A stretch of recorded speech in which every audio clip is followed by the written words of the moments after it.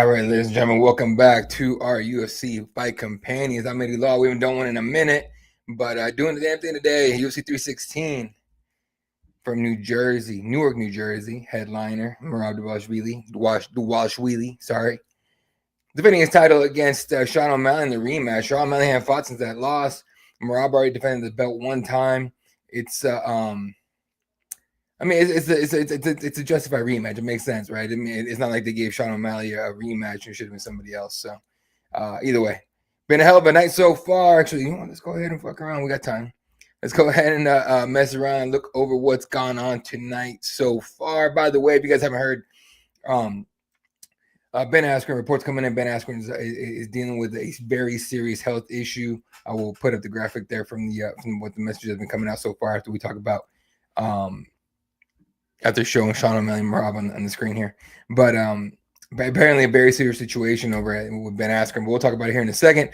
Quinlan Salkiel with his unanimous decision victory over Yanal Ashmouz. Yanal got booed on the walk-in. I didn't realize why. Now, mind you, when I watch him and live tweet him and all that, it's not something I do. I don't listen to it, to the audio. What I normally do is just, play it like that. But when I saw tweets coming out saying they're booing him in New Jersey, and I'm pretty sure he lives there, if not from there, somehow, they booed him. So I'm not sure what's going on. If you guys know why, let me know. Ooh, hold on. This is one of those times where John Anik is announcing someone's Hall of Fame. 1 second.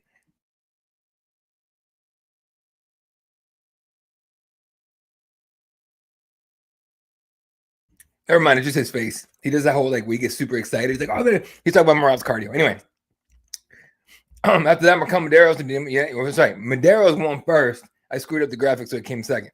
So Medeiros won first, decision victory. Then Saul killed.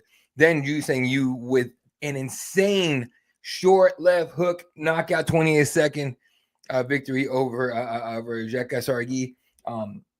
Hell of a knockout. First of all, easily best finish of the night. As soon as you saw that, you're like, "There's no way something crazy would have to happen for him not to get the bonus on that one." So he's definitely got to get the bonus on that.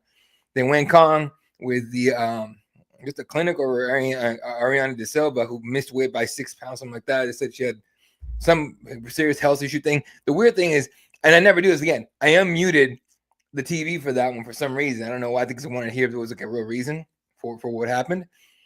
And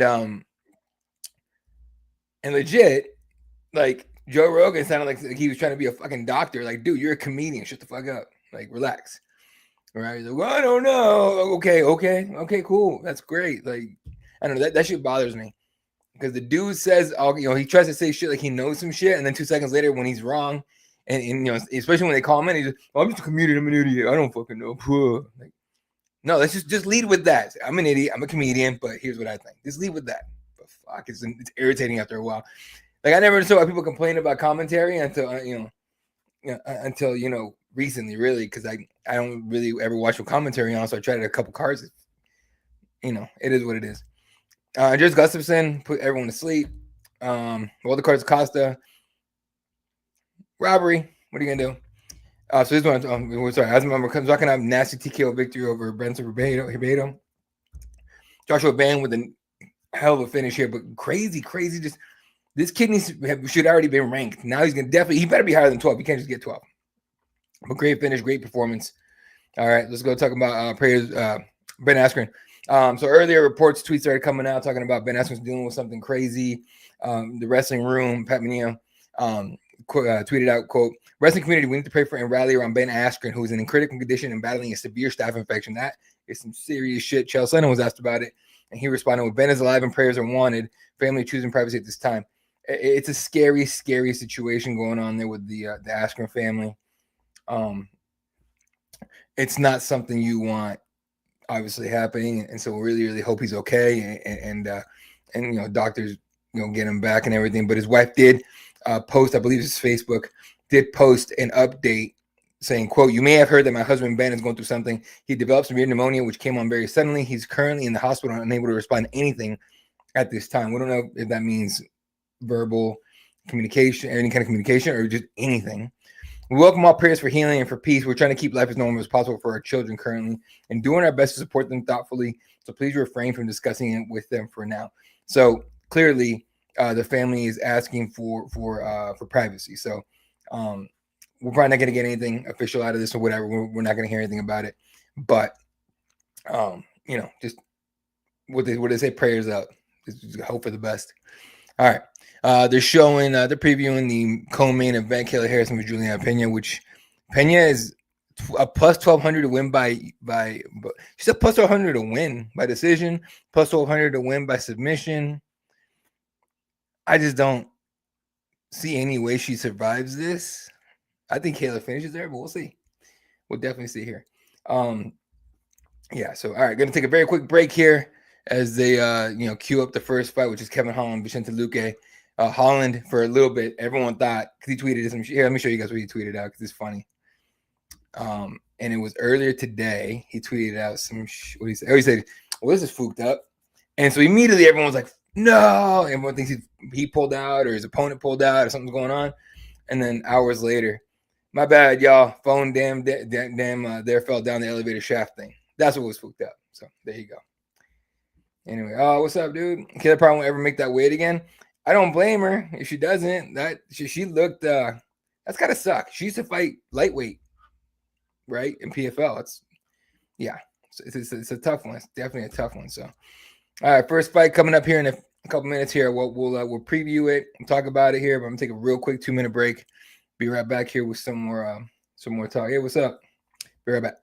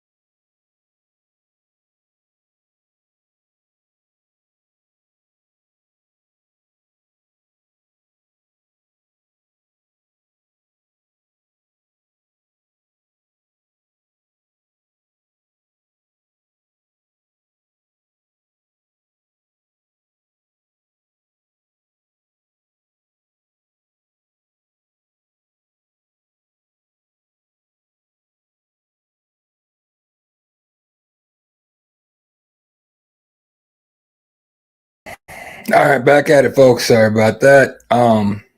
Make sure my audio is up. I don't know what the fuck. Yeah. All right, we're good. All right, back at it, folks. Doing a damn thing here. UFC 316 Fight Companion presented by Cage Press. I'm Eddie Law, lead man, one of the lead men of Cage Press, along with Jay Anderson, Gabriel Gonzalez, Daniel Napoleon, who's on location tonight. Daniel Napoleon. Jeez, I'm tired of shit. I haven't done one of these since UFC Mexico City, I think it was. So I'm way out of practice, but showing up Heidi here. I'm talking about Kevin Holland's already competing for the third time in 2025, and he wants at least 5 this year. He could do it. The way he fights, he could do it. The guy just keeps taking any fight that they give him, that they offer him. So it's really something. But I don't know about you guys. You guys tell me. Do you think Kevin Holland kind of suffers from like Cowboy Cerrone syndrome, right? You guys remember Cowboy Cerrone would take any fight at all. He just wanted to get a paycheck, right? It wasn't until later on, like near the end of his career, that he was talking about titles and going for a title and all this stuff, and it was way too damn late. Then he fought Conor, and it was kind of over, right? Once you see he can't stack up against the top of the division, that was kind of it. So, yeah, it's unfortunate for him. Oh, just engaged you there on the side here. They keep showing like, anyway.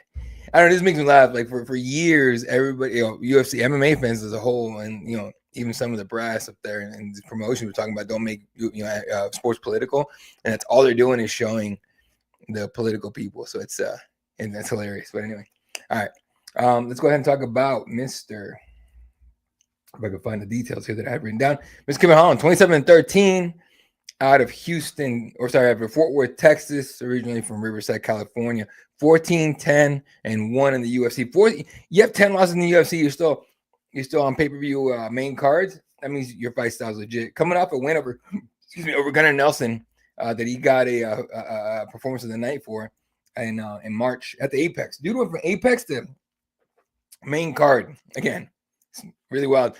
Before that, lost to Rene de Ritter. Got choked out on that one in the first round at UFC 311. Then you guys remember he got that rib injury in UFC 307, I think Utah. So against Roman Dolidze, that was rough. So he's had a lot of ups and downs and everything. He's taking on a tough motherfucker in Vicente Luque, who comes in at 23-10, 16-6 in the UFC, coming off the Anaconda choke win over Themba Gorimbo. Taking Themba's I think that might have been the first UFC loss for Themba. Let me find out here. No, it's not. AJ Fletcher beat him before. So it's the second fight. So, but he doesn't have a 4-fight win streak for Themba Gorimbo. So he's got that under his belt. But Vicente's been up at this level for years. Dude's been doing it forever. So it's he's been in the UFC since 2015. He did 2015 was the Ultimate Fighter season 21. Didn't win it. But he's been fighting official UFC bouts since 2015. He's fought the likes of Bilal Muhammad way back in the day, Leon Edwards way back in the day, Nico Price, Hector Urbina, Brian Barberena, you guys remember him, Jalen Turner way back in the day in 2018, well, not way back, but 2018, what, 7 years ago? So kind of way back. He's fought Tyron Woodley, he's fought Michael Chiesa, he's supposed to fight Nick Diaz, didn't happen. He's supposed to fight Ian Gary, didn't happen. Sean Brady, didn't happen. It's just all these kind of fights, all these like higher upper level fights, and he still hasn't fought for a title. That's something, So, but anyway, these motherfuckers always trying to put some shit in our comment section. And I'm talking about the spam, not the regular people. But anyway, again, thank you for joining us here for UFC 316 Fight Companion. I'm Eddie Law. Shooting the shit here with you guys today. If you guys don't know, I am the one that does live tweets and the Fight Companion. So, for the most part, anyway, sometimes Jay Anderson, our editor, does it, but still, super. We have the best team in MMA. I don't care what anyone says. All right, put us up against anybody. I'm taking us all day. All right. Bruce Buffer about to make the announcements. Vicente Luque, number 14 ranked against the unranked Kevin Holland. Vicente, 33 years old to Kevin's 32. I think it looks like a 4-inch height advantage for Kevin Holland and about a 5.5 inch reach advantage. 4.5, 5.5, 4.5, whatever it is. Fucking reach advantage for Kevin. It's going to be interesting to see what Vicente decides to do. Vicente is a heavy hitter guy. He likes to brawl sometimes. But a brawl against Kevin Holland just kind of buys into what he wants to do. And I'm not saying Kevin Holland's a better brawler than Mr. Luque, because he's been doing it for much longer, but it'll make for a hell of a fucking fight, I'll tell you that much. I don't know about you guys, but I'm hoping for here's cheers to here's hoping for a brawl tonight. I don't want no technical fight right here, just a brawl in the welterweight division. What is it with the man? Bruce is taking a sweet ass time. It's too many fucking ads. I don't know if you guys have heard. They've been talking about recently. I think I don't want to say it was Luke Thomas, but somebody put out a report saying that UFC pay-per-views have been down quite a bit. I'm wondering what this is going to be like. You say Luque, okay? So you say Luque by KO. I'm saying Kevin by decision. Kevin Holland, 27-13, 1-0 contest, 6 for 370 pounds out of Fort Worth, Texas. A -205 favorite on DraftKings. It'd be worth putting some money on Vicente, I'm sure. Mind you, I am not a bettor whatsoever. And I just realized I don't know where my phone. Oh, there it is, my phone. But yeah, I'm not a bettor whatsoever. I don't bet ever. So I try to do my best to talk about it, but I'd rather not give any advice. Vicente Luque, 23-10-1, number 14 ranked welterweight, 5'11", 170 pounds, out of Brasilia, Brazil. Brazil, plus 170 underdog. That's definitely worth a couple bucks, probably, right? I mean, probably. I don't know if it's true or not, but still.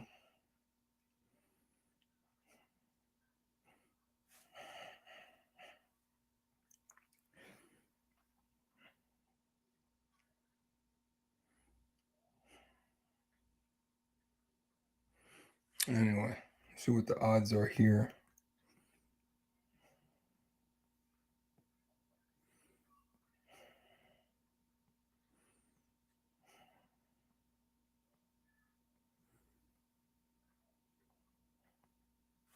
Here we go, round one. Since Luque takes the middle, looking for the leg kick, no dice. Holland using his length pretty well. He's staying at just out of Luque's range, but because all he's gonna do is wait for Luque to come in, he's gonna just crack him. Probably anyway.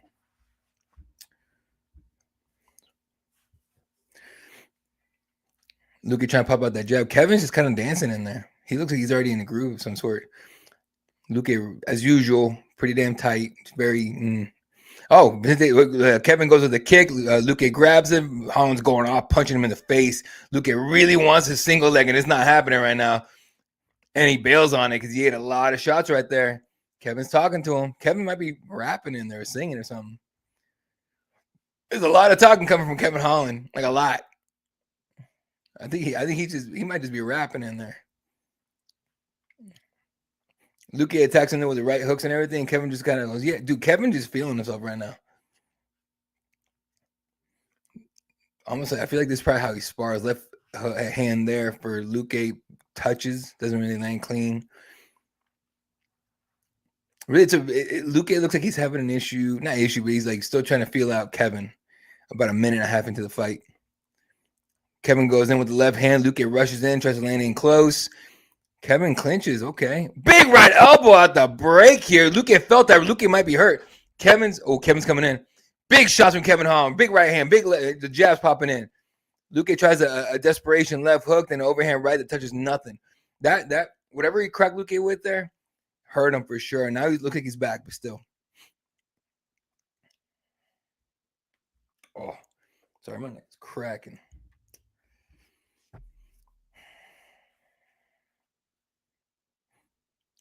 All right, Luque's, I don't know if he's talking to him or singing or rapping or something, but he's talking a lot. With that right elbow landed right behind the ear, that was beautiful. Luque looking a little, big left hook for Luque. Snuck in behind the guard there. Tries another one, no dice on that one. Kevin seeing him, just still getting touched. That really hit hard though, or clean.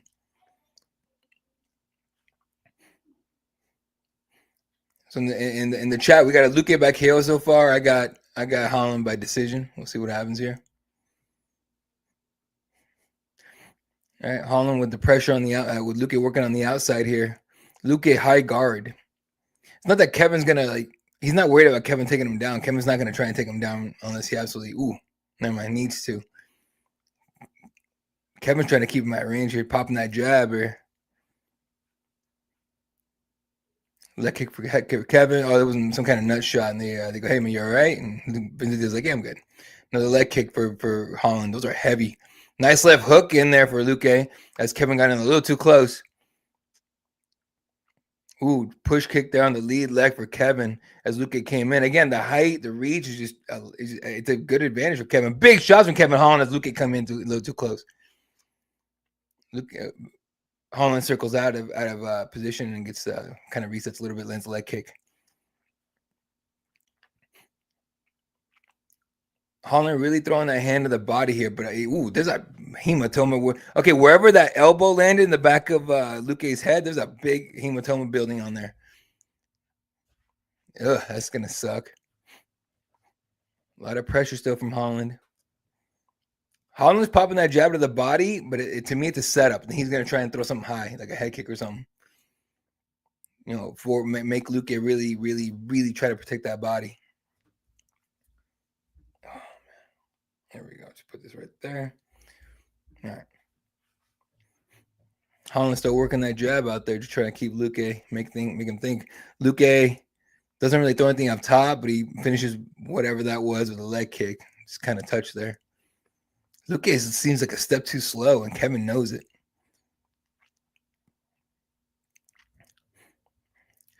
Holland tried a leg kick there, and Luque kind of rushed in. Didn't really land anything clean. Luque's got something to talk about here with his corner here in about 15 seconds. 10 seconds left in the round. High kick, head kick for Holland gets blocked, but he barely threw it. Overhand right for Luque, no dice. Kevin gets in close and lands with two right hands on the left hand. Round ends.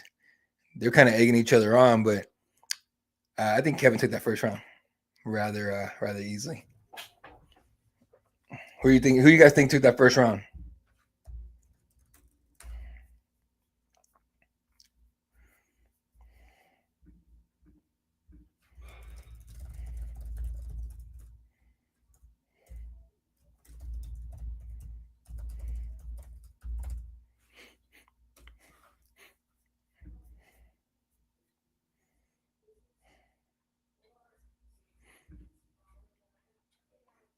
A lot of good things. Oh, when Luque went for that single leg, Holland like open hand, like Stockton slides him like 3 times. That was pretty funny. And that right elbow on that right elbow he set up was beautiful. Oh, Vicente got a nice left hook in there. Okay, it's not bad here. Kevin's laughing. Kevin's joking with Luque. Luque is not responding. Here we go. Round 2, right to the middle.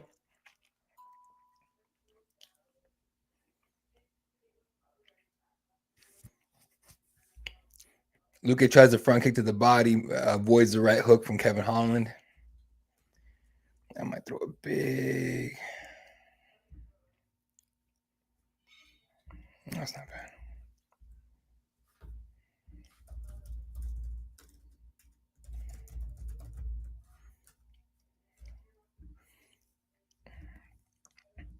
Anyway, yeah.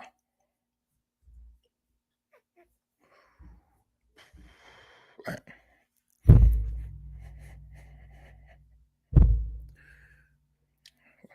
All right. Luque tries a calf kick. Holland uses it to take him down, and now he's looking for a choke. He jumps Gilly.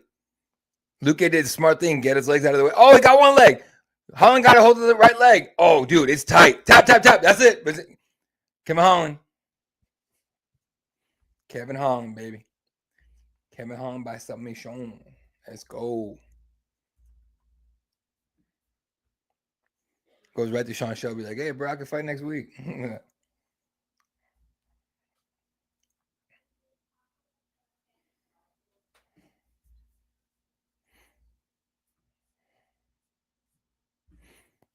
That was wild. All right. Talking to some old dude, cage side. And then Dana White.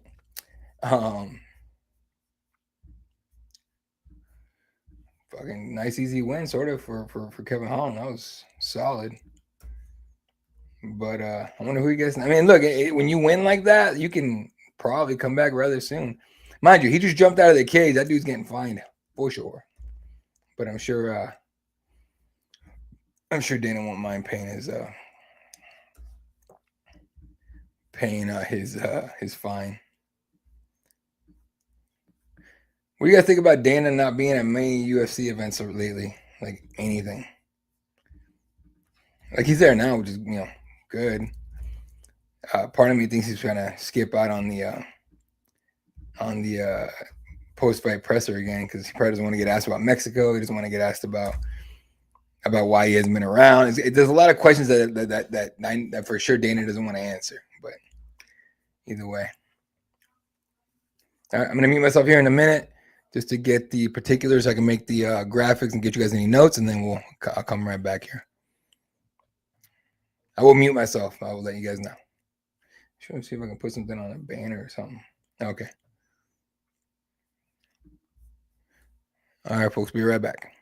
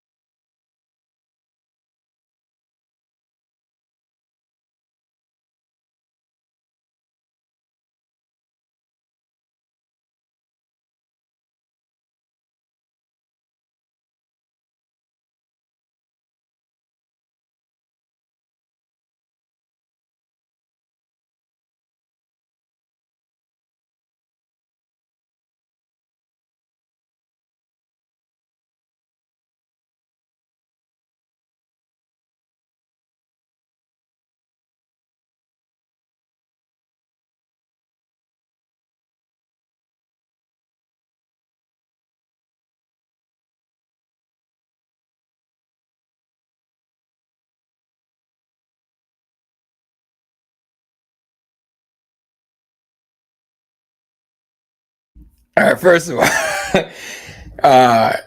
he's doing his thing. He calls out Kobe Covington saying, "Kobe Covington, you're the worst. You're the worst guy in the welterweight division.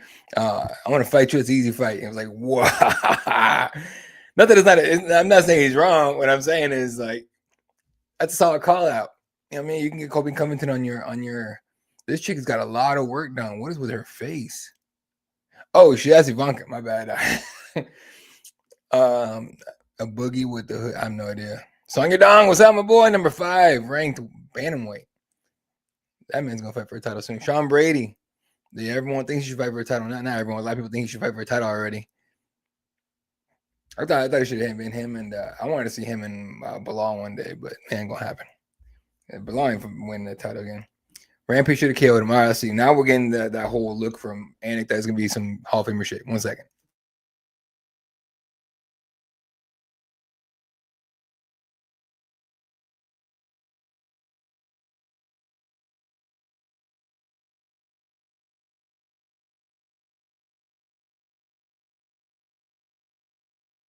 Mark Kerr, UFC Hall of Fame.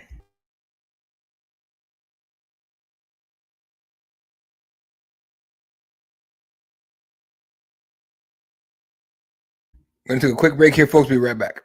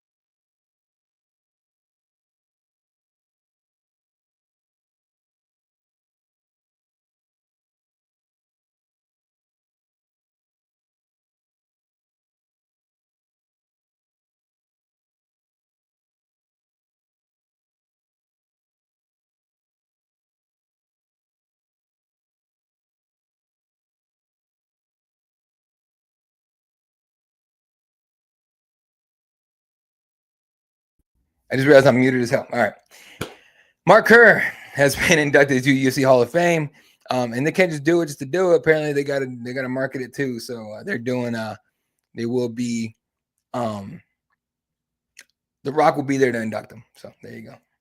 But it's pretty cool. It's pretty cool. If you guys want to know the story, Mark Kerr, just as far, especially for the wrestlers, but overall, just one of the baddest dudes to ever, get in there. So cool to see that he gets his, his time, his worth, and all, or, his flowers. There you go. And yeah, cool to see that. But anyway, all right. Patchy makes his UFC debut next. Up next, what do you guys think? What do you guys think is gonna happen here? He's been saying I'm his best jiu-jitsu guy in the UFC or in the division.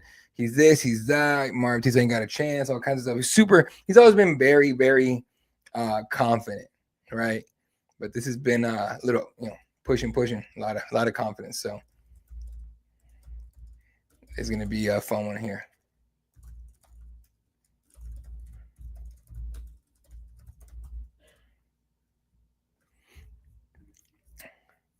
So I guess we'll see here what happens.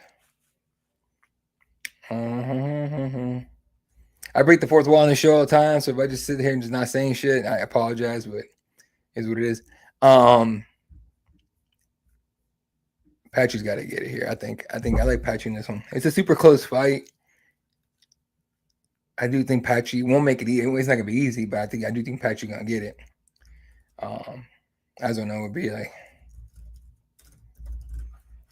yeah, either way. All right.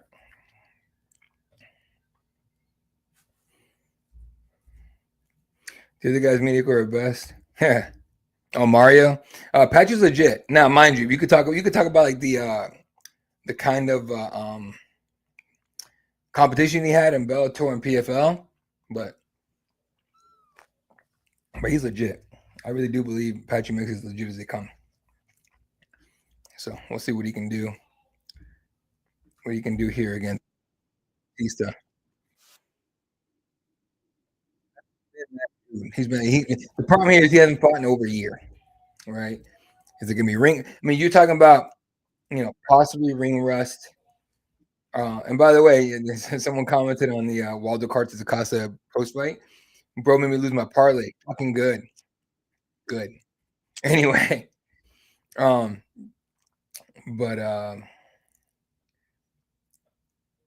yeah. What we at here?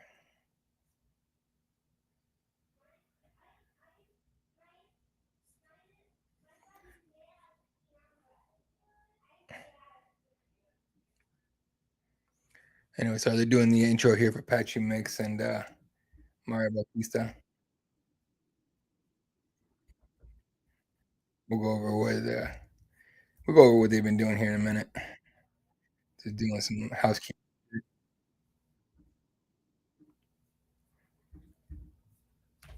Anyway, and the thing about Patchy Mix too, he should have already been in the UFC. He should have already been in this thing for real. So Patchy Mix making the walk now. Just realized my fan's been off the whole time. I got a big ass light blasting on me. It's freaking fun. All right. Patchy Mix making the walk. Looking confident as hell. Looking like he's ready to go, dude. A lot of fun here. Might have to end this stream a little earlier than I want to. Believe me, there's just a lot of work going on here. Might not be able to finish it today. So I apologize if that happens, but it is what it is. Yeah.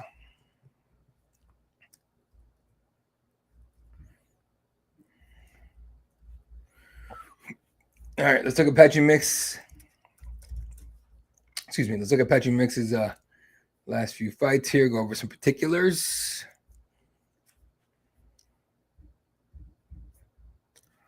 All right. Patchy Mix 20-1, not currently ranked, but he will be if he gets to win here. 9-1 in Bellator. Only loss came to Juan Archuleta in 2020. Won the belt at Bellator 295 in 2023. That nasty knee knockout of Hofion Stotts. Then I think defended it. No. He unified the belts with against Sergio Pettis at UFC at Bellator 301, and then at Bellator Champion Series got the split decision victory over Magomedov, which was a tough fight for him. If anything, that's the fight you want to watch. That was the last fight too, but that's a fight you want to watch. He never fought for PFL. That makes sense, but he only fought for Bellator. But that's the fight you want to watch to see, how you can stall him and everything. Now, injuries could have been a factor. Other things could have been a factor. It is what it is. We don't really know for sure, but if you want blueprint of how to have a good chance to beat Patchy, it's that and whatever Juan Archuleta did back in the day. I mean, Archuleta took he took Patchy's O, which I'm sure was rough. So yeah. Patchy's been a professional for a long ass time, since 2016.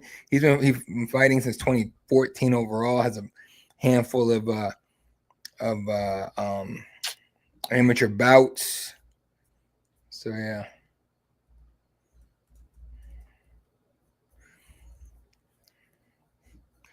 They're just kind of, oh, here we go. Here comes Mario.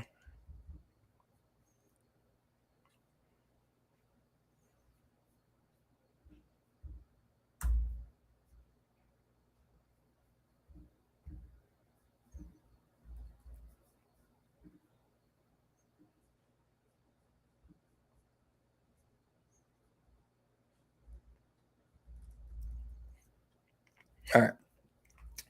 Anyway, Patchy Mix, 20-1. He's 31 years old. Out of Buffalo, New York. Now fighting out of Las Vegas, Nevada, where him and his Tatiana Suarez, his fiance, live and train at Extreme Couture. Again, 1, 2, 3, 4, 5, 6, 7 fight win streak coming into this one. First UFC fight here. Merab Bautista, 15-2. Everyone hates him because he beat Jose Aldo, and not just because he beat him, but the way he beat him was terrible. And then he got the split over it somehow, which I still think Jose won that fight. But that was October 20th. That was last October. Hasn't fought since then. You would think he would have by now. And it just turns out like, I wonder if they just didn't book him because no one wants to see him. I mean, he was supposed to fight somebody else here. I got Marlon Chito Vera. Chito got hurt. Chito got hurt twice, I believe. I think that fight got canceled twice. Oh, no, I got rescheduled, got moved.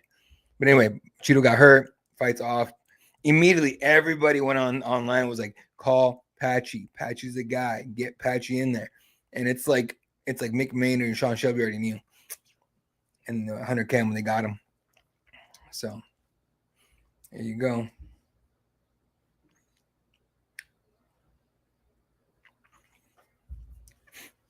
All right. 31-year-old Mario Bautista against 31-year-old Patchy Mix. 2-inch height advantage for Patchy. About 1.5 inch reach advantage. This is going to be a pretty damn close. In terms of physicals, it's a close fight. In terms of the actual fight, I think it'll be close as well. Random dude in a blue shirt in the back just standing there. I don't know what the fuck that's about. Oh, he wants to be on TV. All right. Look, Mom, I'm on TV.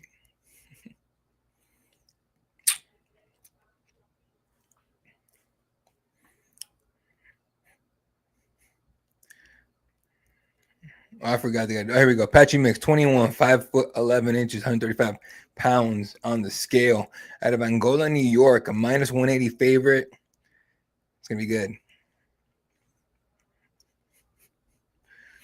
I don't think we're going to have to worry about rust here, man. He looks fucking prime, ready to go.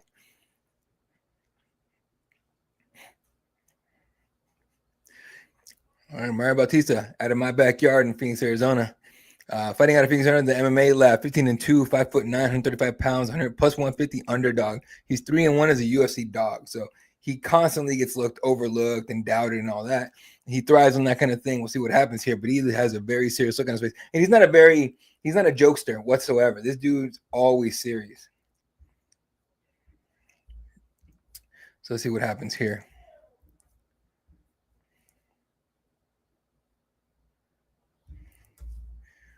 And the worst thing that happened to that dude was only beating Jose by split. Had he finished them or something, it would have been different. Jesus Christ, the names on this shit today. Fuck.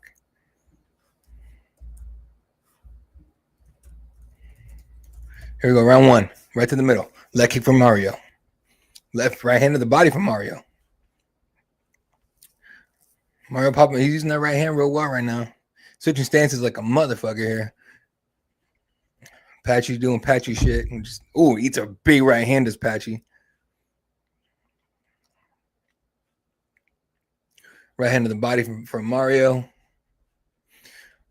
Patchy tries to push kick, no dice. Eats a right hand to the body. Maybe this is, I mean, it's early. Still in the fight. We have to wait and see here.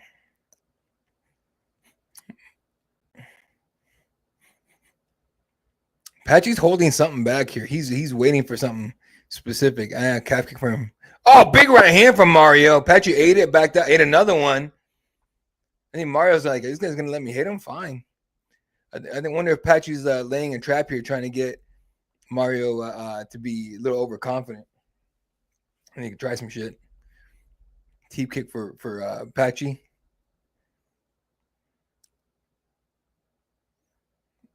Mario doing real well with the stand switching. I think Patchy's having trouble with it. Right hand to the body again from Mario. Just volume from Mario Bautista. There's already one asshole back there with a phone light on. Jesus Christ. Coming up on 3:30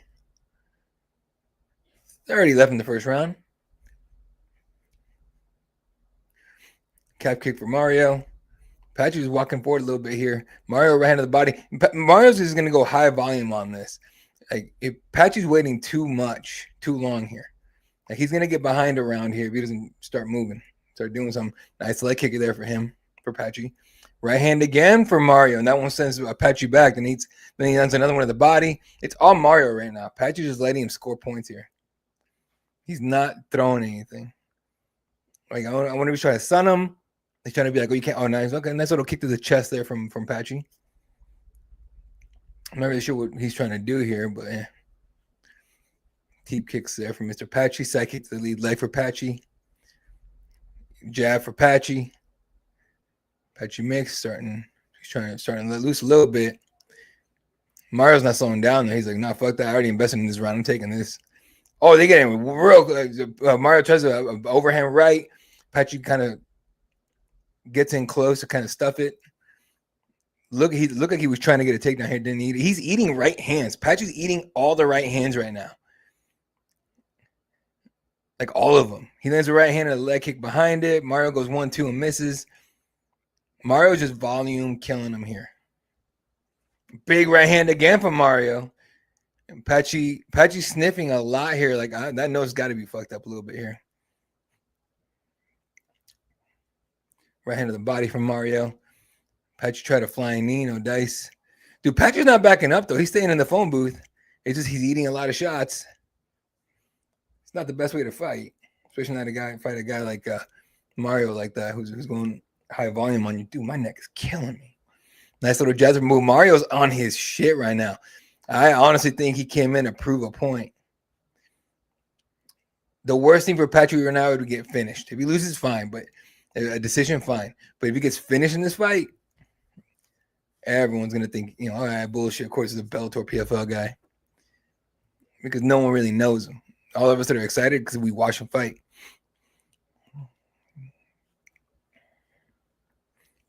Dude, Mario's putting in work here, just scoring points to the body. Patchy with a nice little jab up top, but he just touches.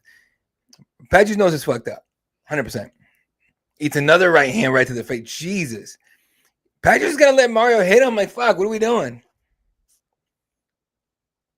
I get it. You want to prove that you can take it, that you got a good chin, but he keeps grabbing his fucking nose now. Not a good look at all.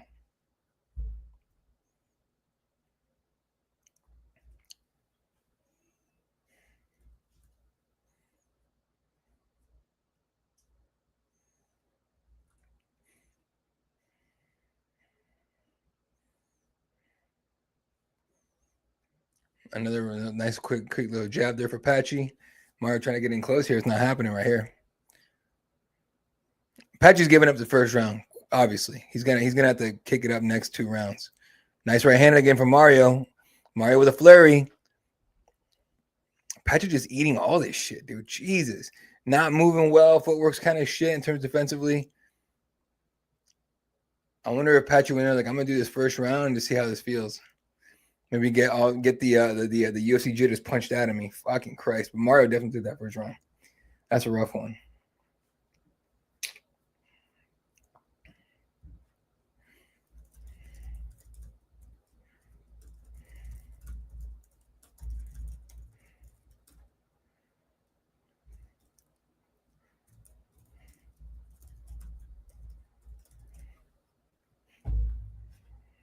See what happens here.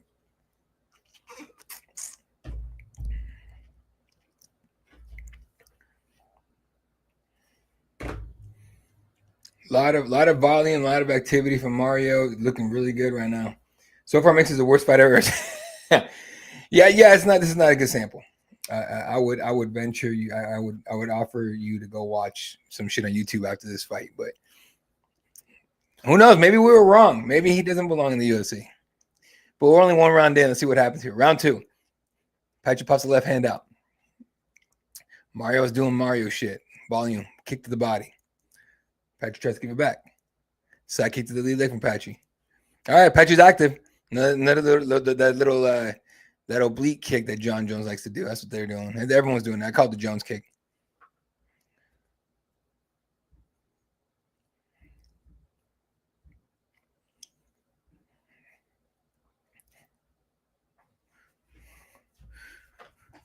Let's see. I'm going to lean back here. I'm fucking tired. All right, here we go. Mario's still in his space here, staying active, going to the body. There's constant punches to the body, constant. Kick gets caught by Patchy. Patchy tries to do something with it. Mike runs for it.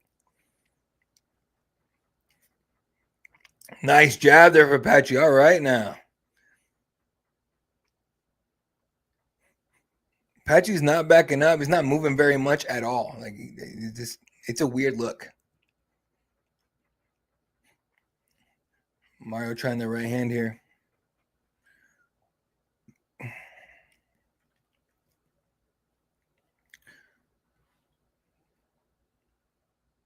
Patchy staying with it.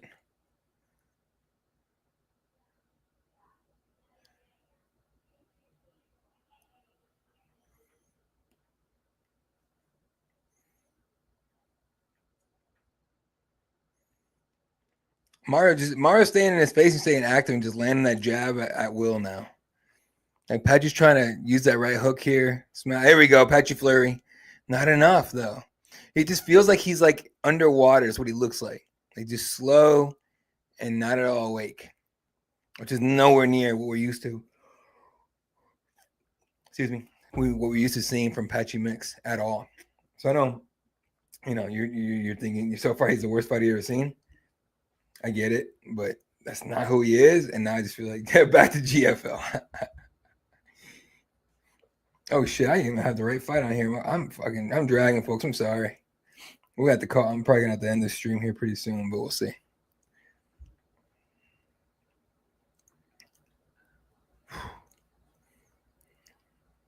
Just Mario staying on the outside, Patchy on the inside doing his thing. Fuck. This is wild, man.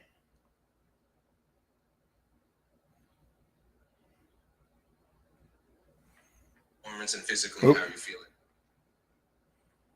Trying to hit up one of our videos here. All right, now Patchy with some pressure here, keeping Mario on the outside, but he's got to do something with it. You can't just stand there and wait for Mario. 1-2 for Patchy.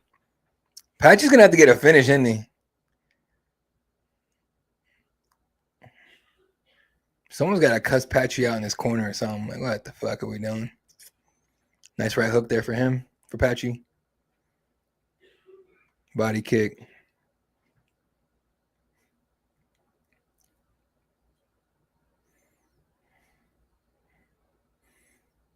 Patchy popping that jab on eyes, looking a little bit more like Patchy here. Punch and move, punch and move. Jesus, he's still eating all the shots though. Like he's just accepting. I think he's betting his power. He has more power than Mario. He can knock him out. If he just stays in, takes a punch to land it. Patchy's he's doing this shit. Oh, he's fucking with him now. He's trying to get Mario to fight out of character. Mario's not a guy who's going to jump out of character just because you talk shit to him at all. Ooh, big left hand from Mario. Patchy felt the hell out of that. I thought he got rocked for a second. Mario staying in his game here. Flying knee for jumping knee, I guess, for Patchy. Not even close. Hits the guard. Dude, Mario's on his game tonight. It might have been a bad night for Patchy to talk shit. A bad week for Patchy to talk shit, bro. I'm just saying. That's wild, bro.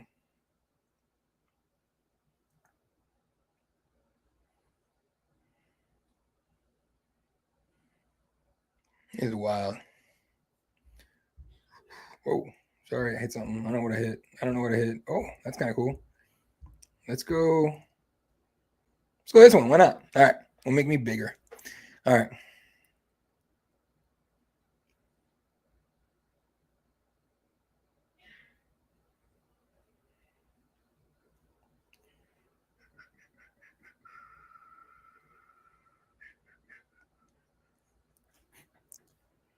Honestly, I'd be telling you guys more if it wasn't just the Mario game and Mario takes the second round. And Patchy has to find the finish. Got to pull out of the fire here. The right, he's holding his right foot up. I think that right foot might have an issue. He's in trouble. We gotta see. I don't know what he's gonna do, man. But he's gotta do something.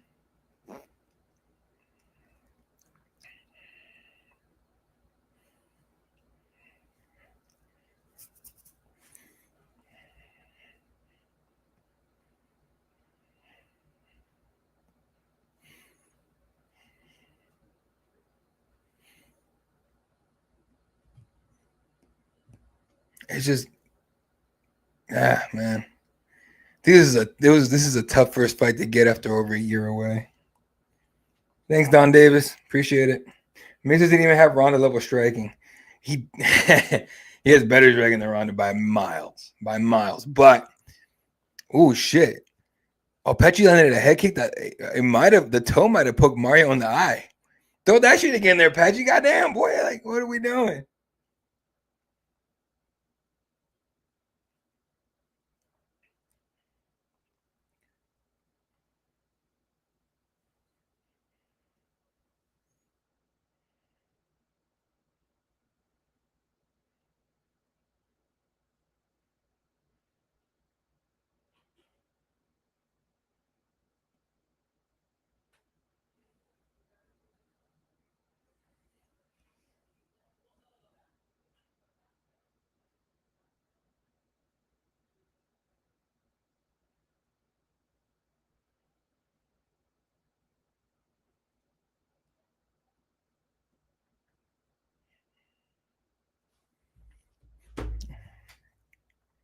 Same old Mario stuff. Like Patchy got nothing tonight, dude. You know what? You picked the wrong night to watch Patchy fight for the first time.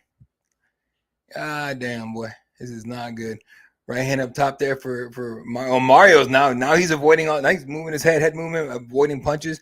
Long 1-2 there from Mario. He's feeling himself now. He knows he's got this fight, and he has not shot in, not clinched, nothing this whole fight.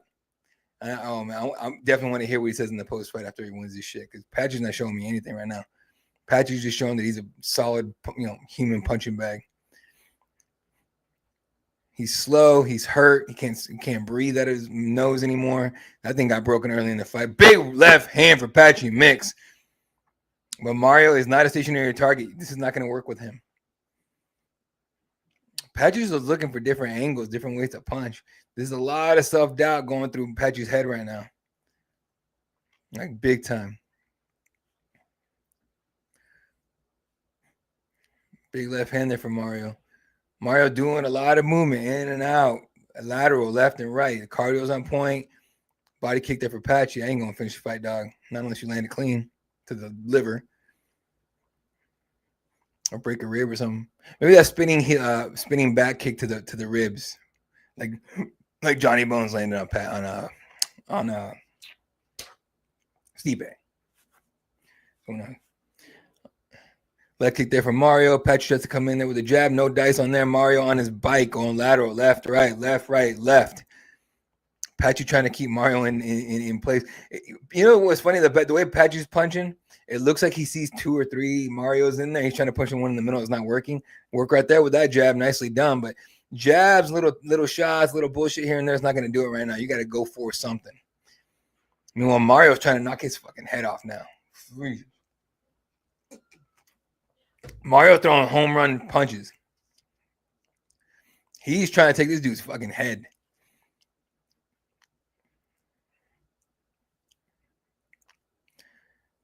Man, Patchy was not ready for this shit at all. Leg kick there for Patchy. Patchy's trying to egg him on to brawl with him. Mario's not that guy, dog. Big 1-2 there for Patchy, but Mario is fine. He's good. It almost seems like Mario's getting madder the longer the fight goes. It's kind of funny.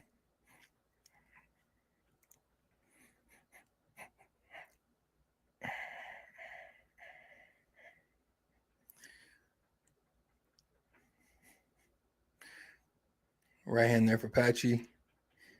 God, Mario looks good here.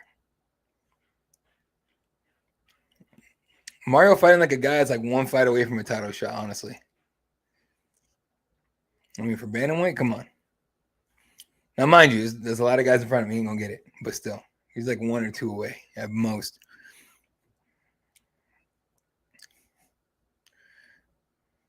I mean, in the way, and Dominic Cruz just took the words out of my mouth. The way, you know, because Patchy does like to get the fight to the ground when he wants to and everything, but Mario is just too damn active. Anytime Patchy even thinks about dropping levels or anything, he's eating a punch to the face or a knee or something to the body, just staying active as all hell. Big left hand for Patchy. Not enough, though. Patchy throwing his hands up like telling him, hey, come fight. Oh, big knee up the middle for Patchy. This is Patchy mixed type fighting now. Mixing things in, getting, you know, being surprising and all that. Right hook there for Patchy. It's just too little, too late. This is the kind of shit you should have done minimum the second round. Minimum. Started this shit in the second round. Big left hand there for Patchy. Throwing his hands up, asking Mario to fight. 10 seconds left. Patchy coming for it. Come on, Patchy. Nothing. 3, 2. Mario tried to jump a knee of his own. No dice. And they show respect at the end of the fight. All right. Well, easy fight. Easy win there for Mario Bautista. Nah, not an issue whatsoever for him. Easy. We'll say easy fucking win for Mario. And being the guy he is, he's not going to, you know, he's not going to call it that. But, you know, you call it what it is. It's an easy fucking fight. Yeah, definitely. Yeah. My friend, my boy Jay Anderson says it just like I thought. I was like, not at all the debut we expected from Patchy. Not at all. Not that I'm not saying I expected him to win, right? I expected him to do way better than that. I'll say that much. Instead, clinic, easy for Mario Bautista. All right, in a moment here, I have to mute myself so I can get the scores and all that and get you guys any quotes. But yeah.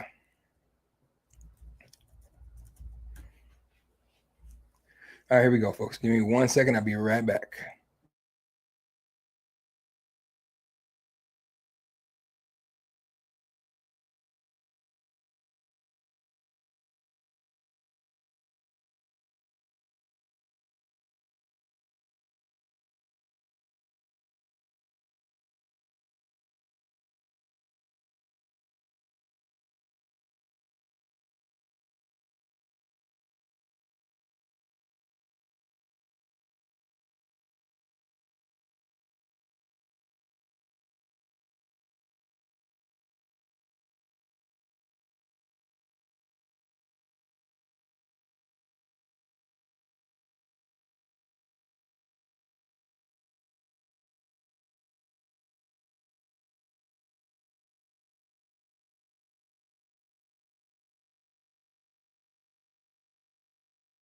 They didn't even bother giving him the microphone. They gave Mario no they didn't give him no screen time, no mic time. Mix versus CM Punk battle of the K1 legend. Mikey Musumeci in the crowd. UFC BJJ is a thing now. All right, y'all start watching that because they got some killers. Mikey's a bad motherfucker, man. Yep, it's gonna be good. Anyway, is what it is, folks. All right, let's see here. All right, gonna take a quick break, and be back here for the next fight.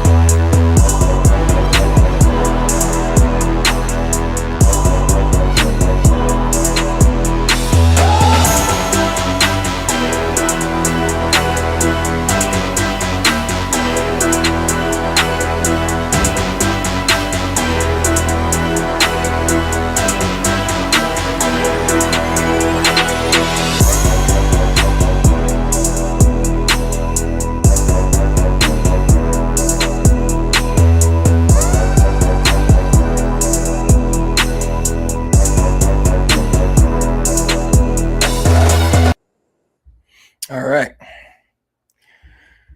Whew, back at it, folks. Eddie Law here, Cape Press, UFC 316 Fight Companion. So they didn't give Mario any mic time, but he did get the win by incredibly dominant decision. Yeah, it is what it is. But yeah. All right, 3 more fights here as they're previewing Ilia Topuria against Charles Oliveira. I forgot what UFC that is. 317? 317? All right, UFC 320 is now set for T-Mobile Arena, Las Vegas, Nevada, Saturday, October 4th. All right, then. Saturday, October 4th. All right. I wonder who they're going to put on the main event for that one. UFC Vancouver, October 18th.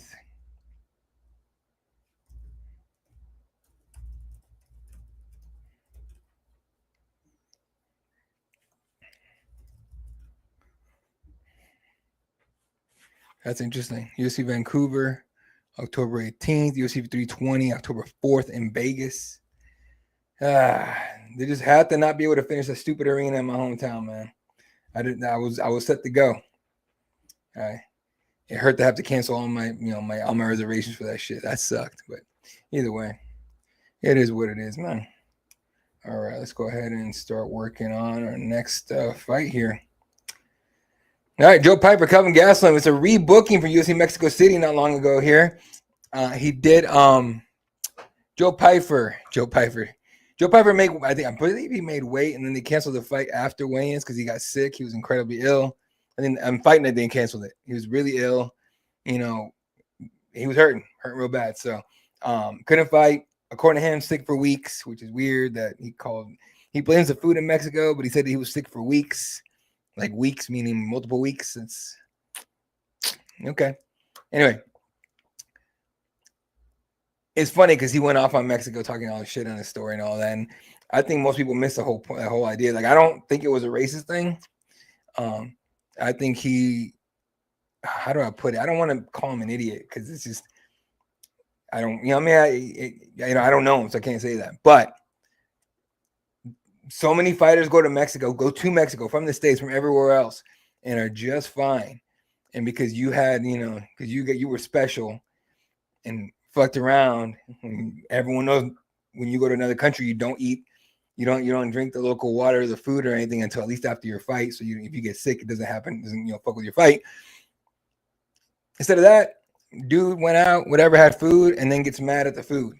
Not his incredibly awful idea of eating something he's not used to, that he didn't eat at all camp, in a place he wasn't at until right before his fight. Right, he did everything else. The weight cut was good. Apparently, the hyperbaric chamber, he was good on all that. It just, he got mad. He didn't get the fight because he ate some tacos he ain't supposed to eat, and that was that. Like, be mad at yourself, dog. Be mad at Mexico. This is weird. So it's a weird thing, but his opinion is valid. Yeah, we'll talk about that here in a second. But his idea is I appreciate it, man. His idea of not, his opinion of not believing that professional fighters should go to Mexico to fight. I get it. That's his opinion. It's fine. But at that point, they shouldn't go to any other country but the U.S. to fight. Like, what are we talking about here, dog? I think Joe Pyfer just, Joe Pyfer is a professional athlete and he's a fighter. That's it. He's not a nuclear physicist. He's not a doctor. None of that. Okay, so it's not like he went to school. So it is what it is. I respect his opinion in terms of never wanting to fight Mexico again. It's cool. They don't want you there either. It's all good. It wasn't a race thing. You fucked up. But instead of taking responsibility, you blame another country. Cool. Hey, do your thing, doc. I still wish him well. He might win tonight. He has a good shot at winning this fight, 100%. He does get a very willing and game opponent, though, in Kelvin. Kelvin will throw back, so it's going to be interesting. But Kelvin, it's the thing. So anyway, appreciate it, man. Got this from Represent. I have a few Nick Diaz shirts that won't represent, though. So, and then 1 second.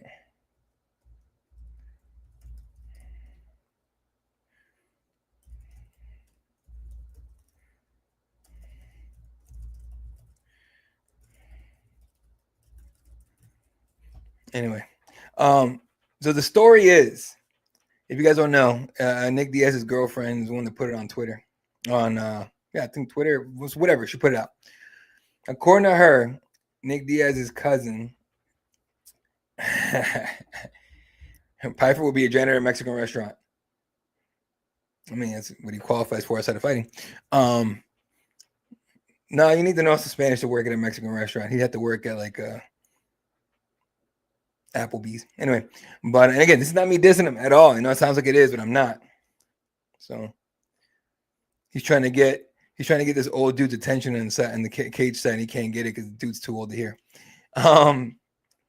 Yeah. Anyway, so Nick Diaz. Anyways, girlfriend says Nick Diaz's cousin kidnapped him, drugged him, kidnapped him, took him to Mexico for rehab. That's what she's saying. She's also saying that the UFC and Nate Diaz are paying for the rehab. The whole thing is confusing as hell. It makes absolutely no sense. She says that Nick's escaped a couple of times, and then they caught him, they brought him back. I'm just like, what is going on right now with Nick Diaz? It makes no sense, right? So, safe to say, who fucking knows what's going on? Straight up. So, yeah, that's where we're at, dude. He could be trapped. I mean, but who knows, man? Like, Nick's personal life has always been really odd, right? Like, you guys remember that interview he did with Ariel where he was clearly fucked up, like super fucked up? Who knows what he was on? Incredibly unethical to interview him in that state. I'll say that shit forever. You know what I mean? That was incredibly unethical and unprofessional by Ariel. I don't give a fuck if anyone gets mad. That's just what it is. You know, and yeah, so it's strange. But yeah. Anyway. All right, we're gonna take a real quick break. Actually, no, I'm just gonna stay on here with you guys. I gotta do something, text somebody back real quick. Let's see if we can see that. This old school MMA Twitter sticker from I forget his name. I have to find his name. It's one of my friends. Sells them.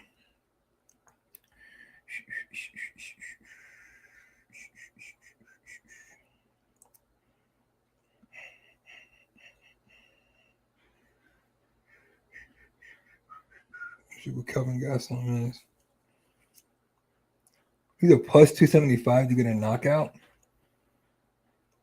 It's fucking strange. Plus 380 for a first round knockout.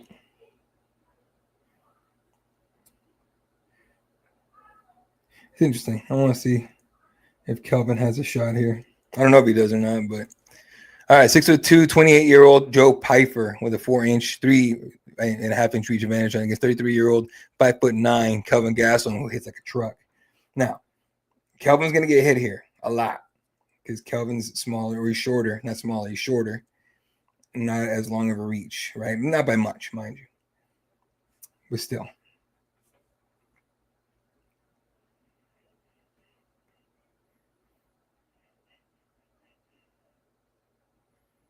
My boy Shady Bashai is surrounded by MMA fighters.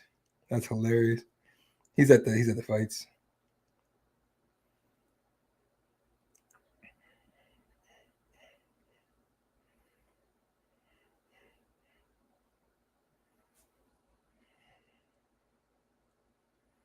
All right. Kelvin Gastelum, 20-9, 1-0 contest, 5'9", 185 pounds out of Yuma, Arizona. Plus 300 underdog. Interesting. I think in Mexico he would have had a really good chance because of the altitude, and tacos. But I don't know, it just made me laugh. Like, Joe Pyfer lost to tacos last time out. If he loses tonight, he gonna lose to a guy fueled by tacos. So we're gonna see what happens here. All right, round one is an interesting one here. Pyfer looks prime ready to go. Kelvin's like, I'm just fighting, bro.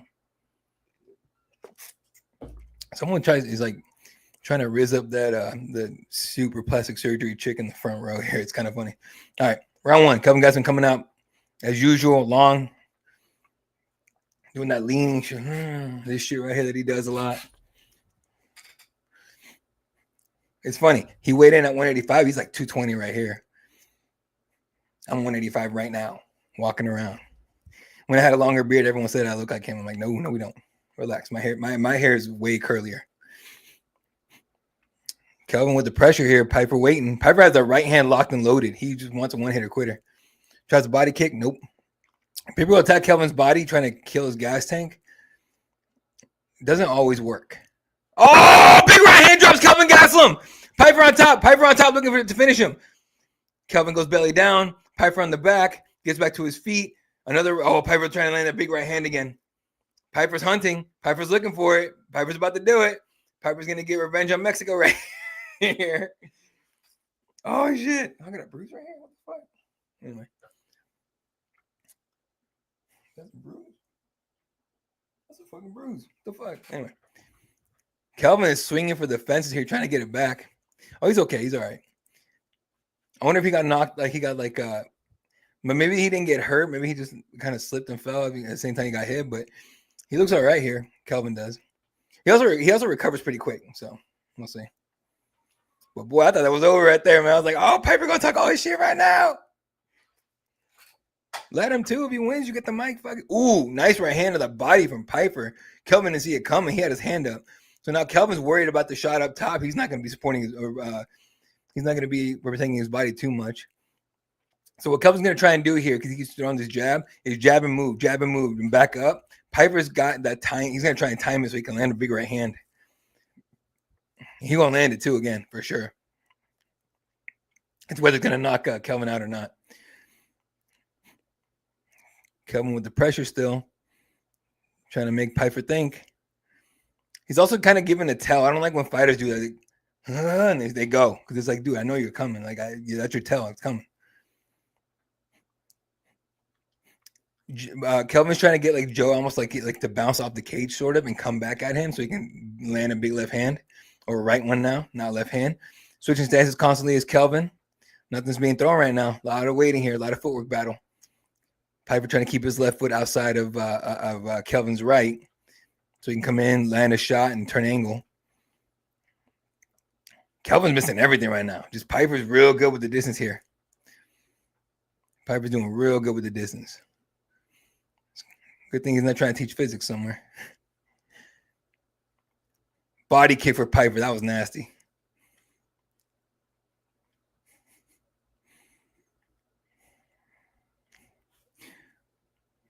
Man, Kelvin's a fat boy, dude, for 185 straight up. Green 5'9". Jesus. Big right hand there for Kelvin. Pyfer ate it and asked him for another one. He's like, yeah, hit me again. Pyfer's on his game tonight. He looks rocked and ready to go.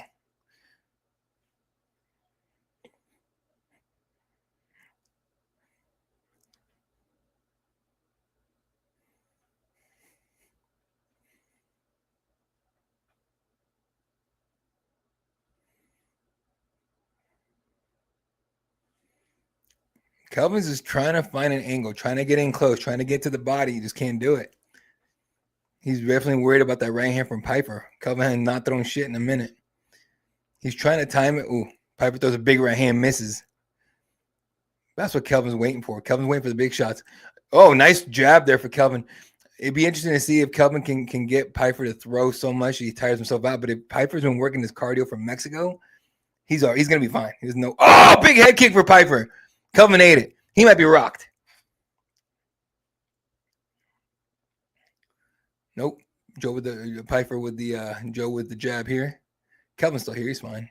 I mean, he's fucked. Oh, big right hand drops Kelvin again. Nope, he's fucked up. Pyfer on top, trying to land shots on Kelvin. Kelvin using his feet. Pyfer forces him to stand up with 25 seconds left in the first round. Pyfer wants that first round knockout. He might get it here. 20 seconds left. Can you imagine the way this place is going to explode with this dude when he goes talk to Trump and all that? The old dude in the cage and next to Dana.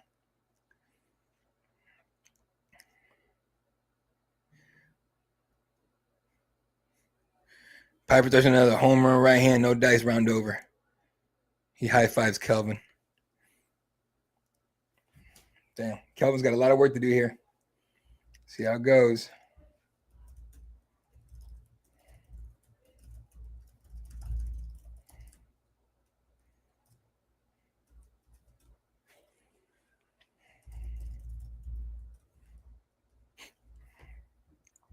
Interesting-ish right here. Whew. Man, I don't know what Kelvin was thinking here, but you're gonna have to do something different, man.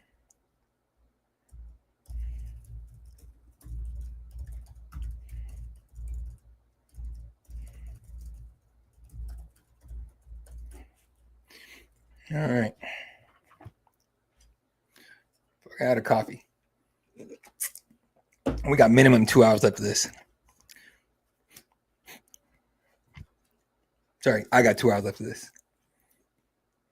At most, after this fight, we're like an hour. So this probably end like at 10 o'clock Pacific. All right, right, round 2, right to the middle. Pyfer got that right hand locked and loaded again. He gonna land it too. Oh, excuse me. Kelvin working keg. Maybe attack the calf there, dude.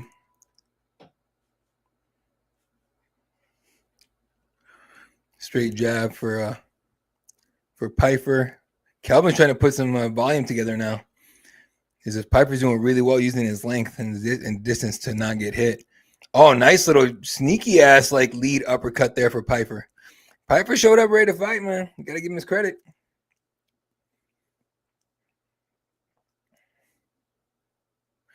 The fuck is Kelvin doing? He's doing trying to like confuse Pyfer. That shit ain't gonna work, dog.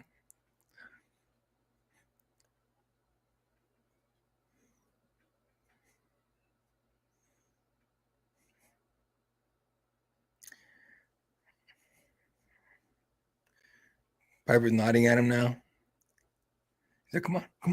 It's fucking weird. This is what happens if you don't know how to cut weight.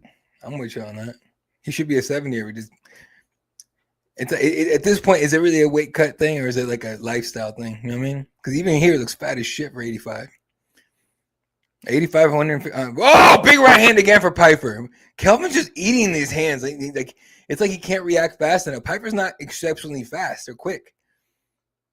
Right? He's really not. Kelvin's just not moving.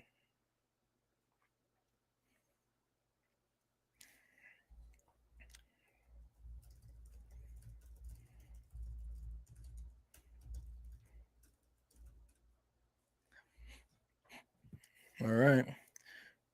Kelvin's got to do something wild here. It's funny because the way they're fighting is making this fight feel so long. Like it feels like we've been in the second round for like 8 years. Just because Kelvin's not doing anything different. He's doing the same shit he's been eating in the first round for the most part. And Pyfer just waiting with the right hand because he's like, bitch, I already landed it twice. I can do it again.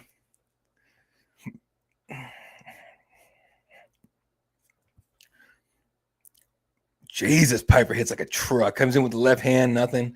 Kelvin just can't miss any. I mean, he keeps missing. Excuse me. Kelvin keeps fucking missing everything. It's just not good. High kick there for Pyfer gets blocked. At what point, if you're Kelvin, do you fucking shoot in and like, shoot in on a takedown? Like, why not? You ain't tried it. You ain't tried that yet. You tried everything else. You know what I'm saying?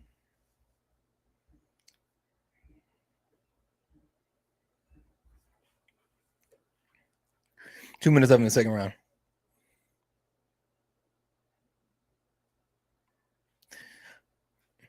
Oh, Pyfer thought he was that Kelvin was shooting right there. He was backing up like hell. Okay. Hopefully Kelvin paid attention to that. He can try that.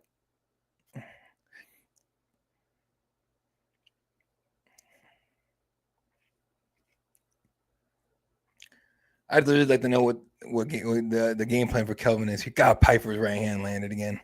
Not clean, but fuck. It's not. You know what? I take it back. It's quickness and timing for Pyfer. That's why he's landing that shit like it's nothing, repeatedly. It's wild. Kelvin right, like just literally just lunged in with a big left hand. Oh, big lefts there for Kelvin. Pyfer tries to land on the counter. No dice on that on those two. All right, Kelvin's trying to wake up a little bit, jabbing the left hand behind it. All right, Kelvin might be feeling himself here. I think he sees something. He might think he sees something. I don't know what the fuck he's looking at, but it ain't going well right now, I'll tell you that. Big right hand again for Pyfer. Got Pyfer. Pyfer just, you cannot, there's no way you can beat Pyfer tonight unless you finish him. You were not going to be. No one was going to beat Pyfer by decision tonight. No way. You're going to have to finish Joe Pyfer. Is it just me? Or he used to be bigger? I feel like he used to be bigger.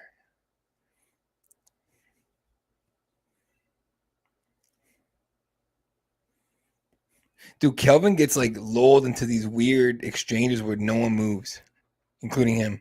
They just kind of stand there and stare at each other.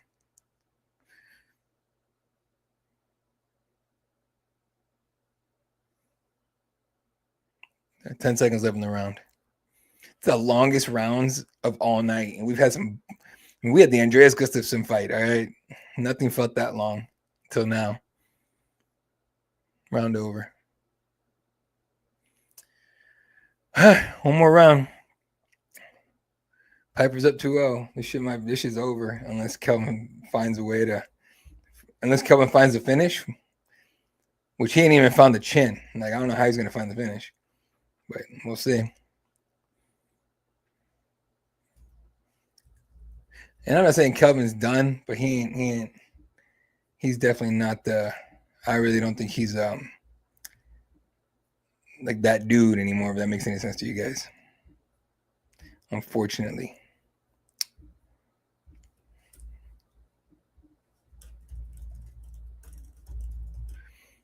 Dylan Napoleon still on location for Cage Side Press and still uploading all kinds of stuff right now and making it happen.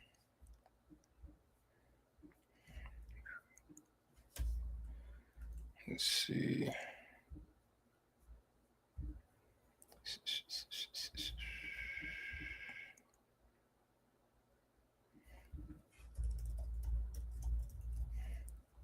Oh, here comes Kelvin getting aggressive with it. Goes kick to the body.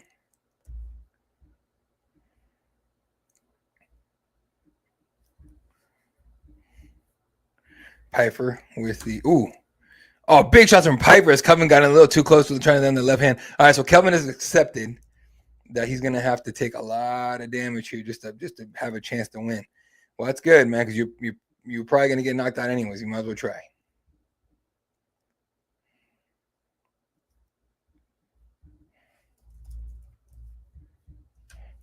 Oh, he shot in. No, faked it. No dice. Faked the shot, got back up. Didn't do anything with it. Of course he didn't.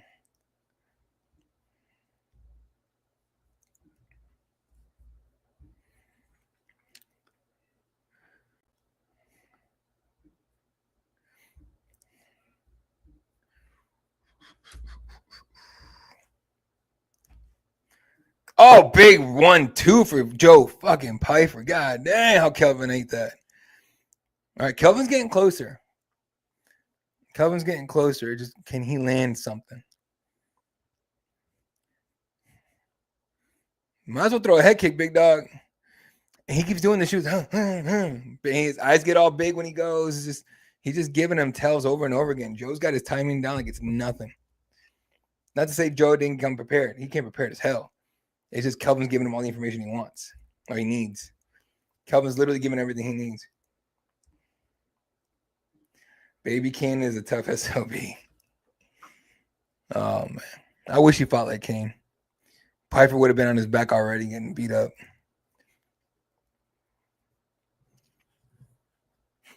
Man, Joe Pyfer looking good here. They're definitely giving the mic, by the way, after this. They didn't give it to Mario because that fight was whatever, but they're going to give Joe Pyfer. You're not going to give Joe Pyfer, who walked in with the American flag, who talked shit about Mexico, and you have, the old dude and there with him. Oh, big 1-2 for Kelvin. Jesus, Joe ate that, and he's just like, yeah, okay, cool. Joe's got a chin, too. I think people forget that. Joe's a bad motherfucker, dude. Another right hand for Joe. Kelvin in on the clinch, puts Joe on the fence. Joe says, fuck all that, gets the hell out of off the fence, and puts the pressure back on Kelvin. Now Joe's shooting on Kelvin. Kelvin has look at him like a headlock position. Joe's looking for the single leg, trips him, drags him to the ground. Kelvin's on the ground. Kelvin on his hands and knees. Pyfer on him here. Kelvin could, if he has the strength here, just to lift and dump, but he loses the grip, gets back to his feet. Right here, he's gonna look for an elbow or a big shot on the break, so he can try to find a drop. But it's not. I don't think he's gonna land it. He ain't shown anything that says he could beat Pyfer at this point. Wonder what you do when you if you lose this or when you lose this for Kelvin. What you do? Because he's not. He can still fight. He's just not gonna fight for a title. Pyfer with the Pyfer barely misses that elbow on the break. God, that landed him at the end of the fight. Minute 35 left in the fight, and Kelvin's running out of time, and Pyfer's looking pretty here.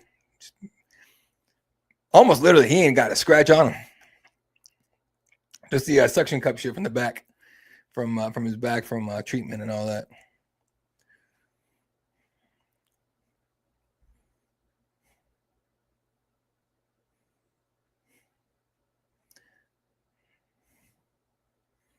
Man, 170 Kelvin was way better than 185 Kelvin. 185 Kelvin relied on his toughness way too much. Left hand of the body from Kelvin. Under a minute. Pyfer right hand barely misses.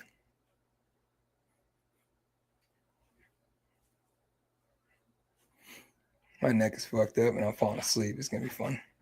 2 more fights after this.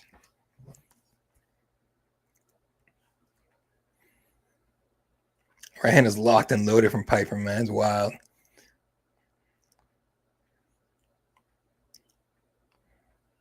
Under 30 seconds. Pyfer with the right hand. Leg kick for Kelvin. Kelvin, you got to sprint now, dude. 20 seconds up in the fight. Kelvin's got to go. Everything he's got. Pyfer almost laughed at that last left hand. He didn't even come close. Kelvin can forget about setting anything up. Just fucking throw, dude. You got 10 seconds left in the fight. He ain't even throwing shit. God damn it. That's it. Kelvin literally threw one punch in the last fucking 20 seconds, 15 seconds, whatever it was. That was terrible. Terrible. Easy win for Joe Pyfer. Deserved as well. Joe Pyfer absolutely earned the hell out of that win right there. Pyfer goes and pays his respect to Kelvin.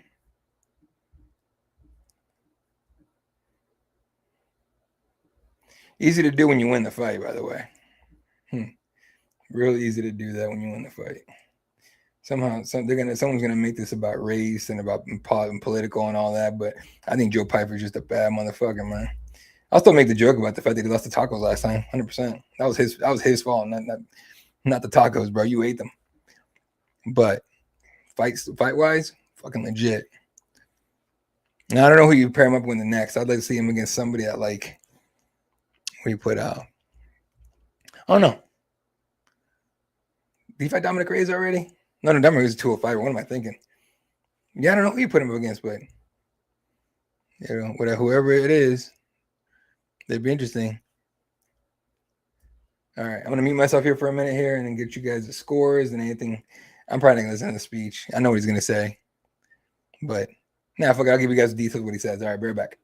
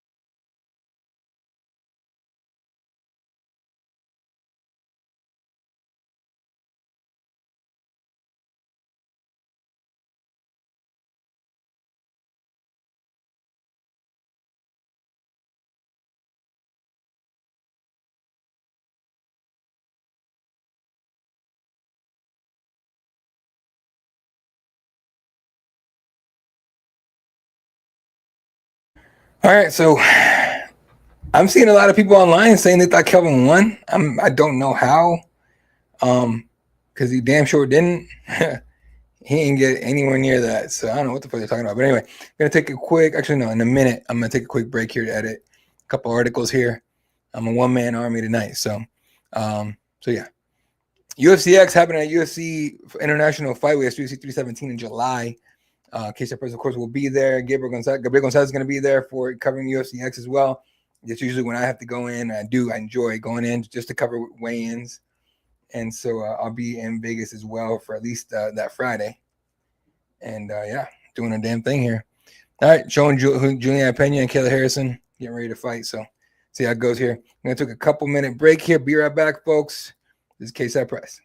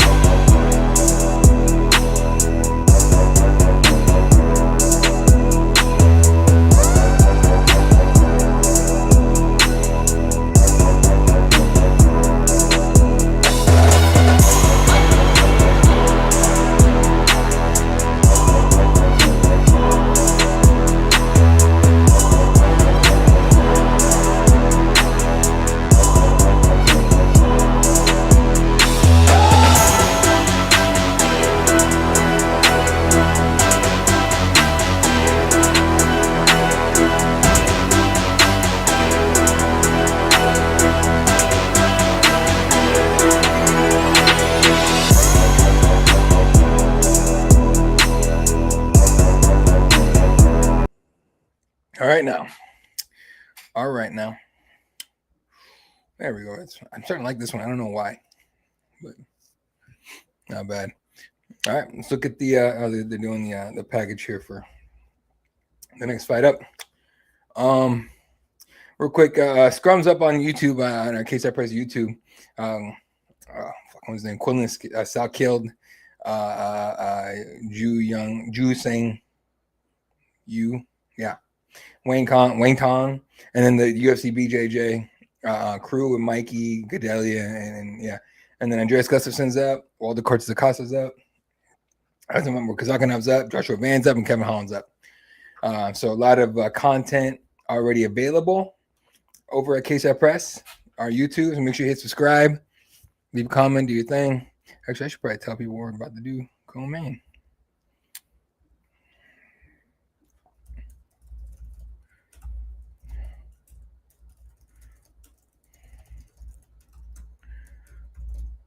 Man, I don't know anybody that thinks that Pena beating Nunes in their fight was legit. I think everyone, I don't know, because Nunes is coming off of COVID and all kinds of shit, so it's kind of weird. But came back and beat the dog shit out of Pena. Show that, 100% show that. Anyway, here's the thing: Pena's very unlikable, but that's by design. She does that on purpose. You got to get eyeballs somehow. Colby Cummins is an expert. Mind you, I don't dislike her. I think she's great, personally. Like in terms of personality and all that, I think she's great. She's quick wit, right? Never has any. She's never short on words, nothing like that. So we'll see how it goes. And she has a crazy self-belief. Like you got to be a little crazy to be an MMA fighter, to be in UFC as well, and to be a champion on top of that. But Kayla Harrison just looks like the kind that's like she's She's coming to fulfill a destiny is what it feels like, right? Whether or not that happens, who knows? Whether or not she makes 135 ever again, who knows? Like, I wonder if she wins this tonight somehow, if she just walks away. Like, I wouldn't be surprised. It'd be weird as hell to a lot of people. But you need to understand, like, that weight cut is fucking rough, right? And she's like 38, 39. She's up there, right? Yeah, 34. Sorry, 34. Apologies, Kayla. That's my bad. 34. Okay, now she could do it for a little longer. But look at her. She's jacked as shit. Like, she's fucking huge. Just a fucking, you know? Like, she's fucking jacked. She's got all the muscle and shit. It is wild. Like, that cannot be a fun weight cut. Like, you could not get her to do, like, a short notice fight. There's no way. You know what I mean? Not at 35. That'd be rough. Can you imagine having to do a short notice weight cut to 35? Fuck me. It's rough. So doing the package showing Kayla Harrison. I want to say they just showed a couple. They just showed her in like PFL, but they show it was like a 0.2 second clip just to like make sure they don't have PFL. That's interesting. I want to see. I want to see if I'm right. All right, let me like I gotta mute. I gotta hear this walkout song.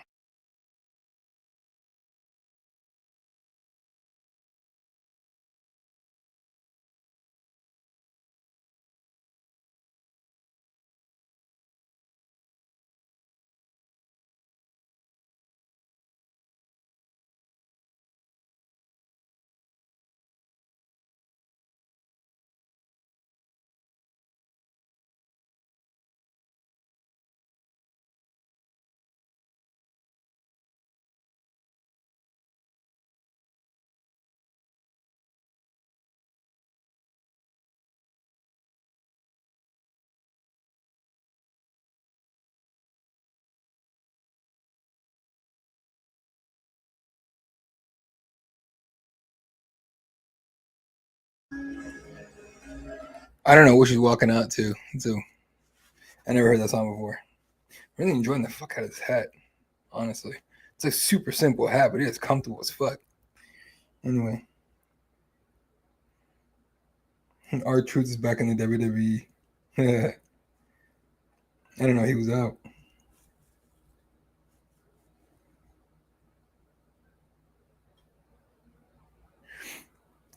Kayla Harrison making her way to the what do they call it? I don't know what they call it, but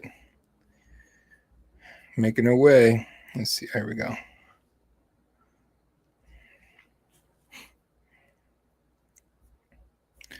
Anyway. All right, you know what? I'm going to mute myself again. Sorry. I apologize. I'm going to take a quick break. Be right back. Pena has a chance, a small one, incredibly small. And came too late with a 5-cyber 145. Yeah, no, 100%. Way too late. But that's the PFL thing, you know. PFL, don't care. I'm not going to go there. Anyway, be right back, folks.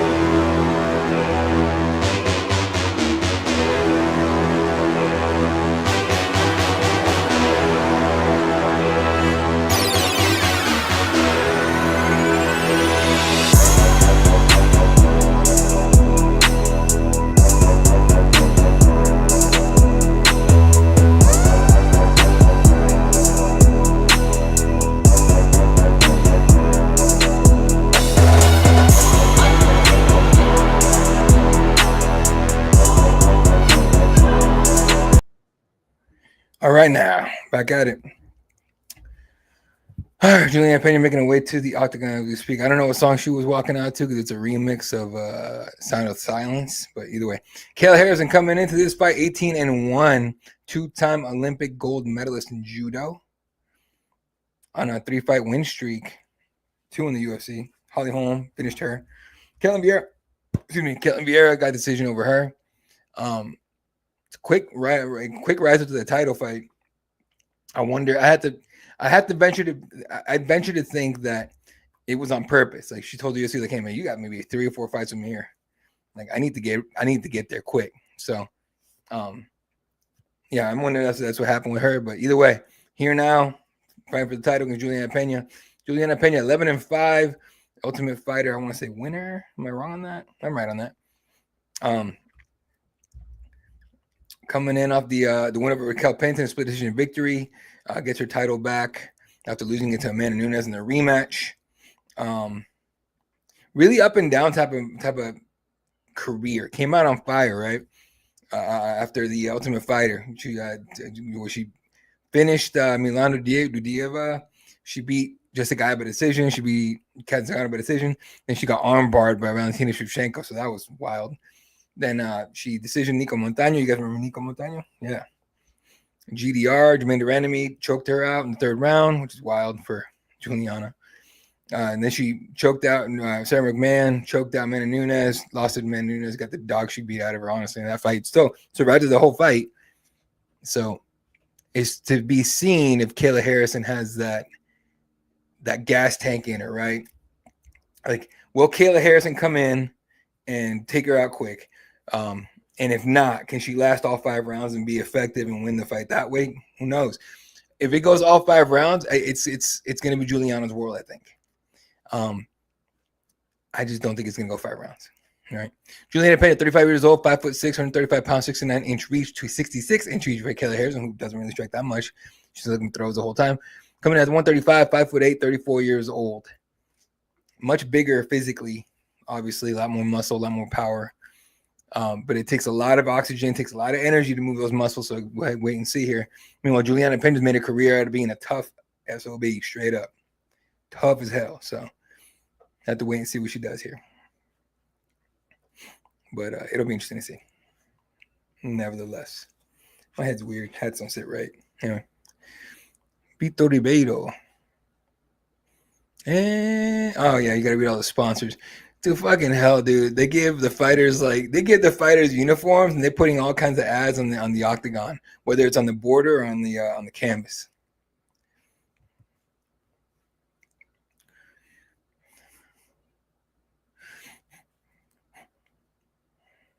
I was watching the fight one time with my friend, one of my friends, and he it was a Rousey. Oh, who's she fighting? Zingano, right? And obviously, in the lead up, the media stuff, they're made up and all that. They get into the fight, and there's no makeup, and he's just like, God damn, like what? He goes, I go, what? He's like, man, these girls look rough as hell with no makeup on, and I'm like, bro, do you not realize you can't wear makeup in there? I mean, I guess you can, but you don't. Kayla Harrison, 18-1, 5'8", number 2 ranked bantamweight. Jesus. At a Middletown, Ohio, minus 675 favorite. Like, you might as well put some money on Juliana at this point, put a couple bucks on her or something. I don't know.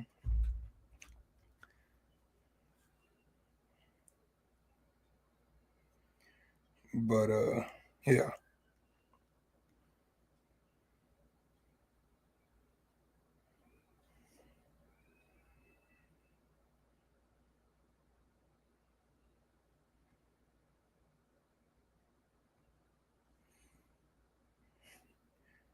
Here we go, Juliana Pena.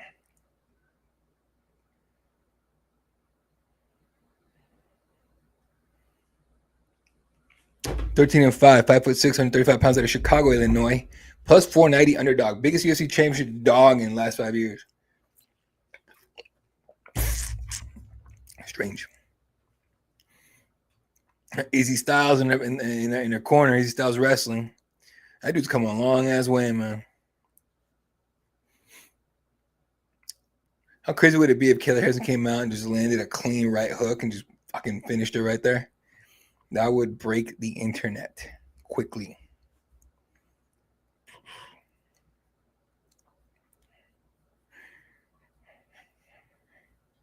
shit.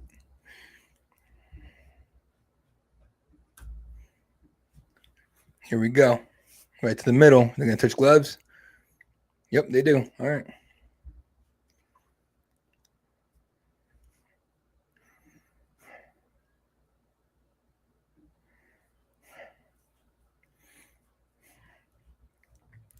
Here we go.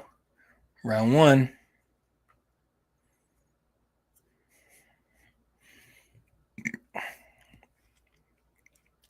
All right, right to the middle. A lot of respect both ways here. When Pena's gonna rush in with one of those silly ass single legs that she does. Yeah, I mean, it would work. I mean, she'd get there, right? Like, Kayla's not gonna be afraid of grappling with her, but still, nothing going on just yet, folks. Just little feints here and there, doing this, pretending to throw. A lot of none of this shit right here. Even Kayla's not rushing in. She's showing her the respect for now. Dude, Pena's fight kit's legit. I don't know what the design came from, but it's pretty cool. I like it. Jesus, Kayla Harrison's muscles have muscles. It's fucking crazy. Yeah, the discipline she has to have just to make the weight. Ooh, left hand almost got there for Kayla. They're literally both there trying to stay away from each other. It's like they're both reaching, lunging. More Kayla than anybody than Juliana right now, but still.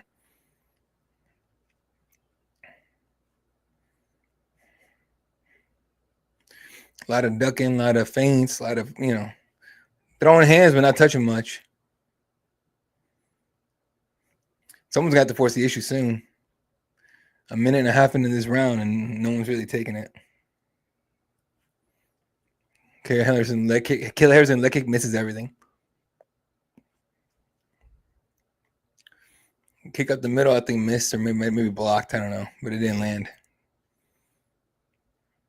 Dude, Kayla's doing her best not to get hit. Not orange. Obviously, that's the game, right? But here comes Kayla Harrison in there on the body clinch. Puts Juliana in the fence. Juliana using the forearm shield, but Kayla Harrison has a fucking gorilla grip on her. Oh my Jesus! Dude, Joe Rogan's back. They're showing Joe Rogan in the back doing that shit. What silly shit am I gonna say about this right now? That's gonna make sense to nobody. And a quick takedown for Kayla Harrison.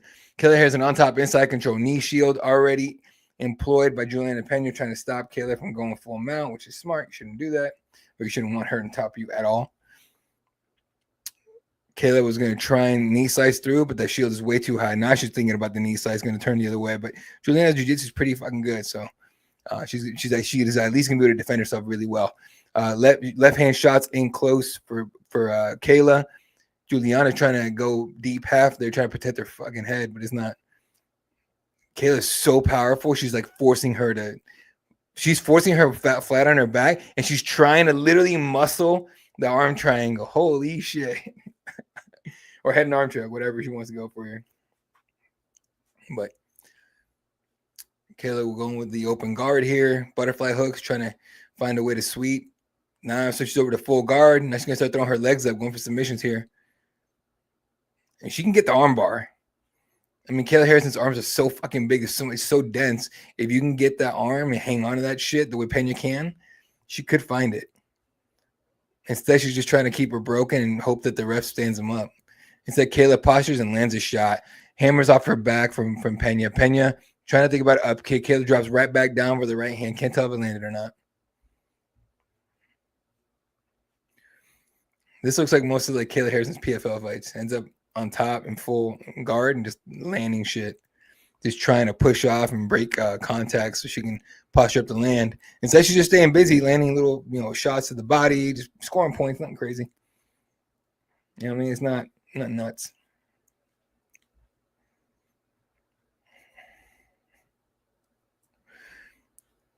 Juliana pulling on that head, on her head.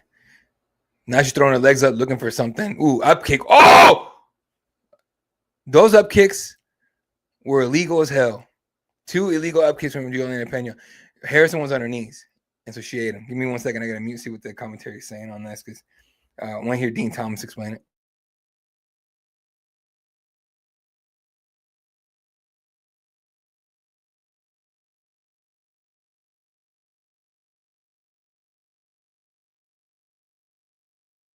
The ref just took a point from Juliana Pena. Wow, I'm shocked.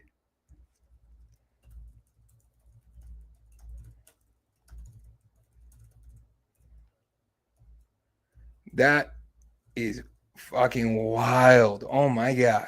Holy shit. Okay, that's crazy. All right, time in. Here we go. Pena's already down a point. This is crazy. So effectively, she just lost the round right there. Like she's probably already losing it. 100% just lost it right there. Pena rushes in. Now she's trying to go. Now she's throwing punches, trying to land something up top.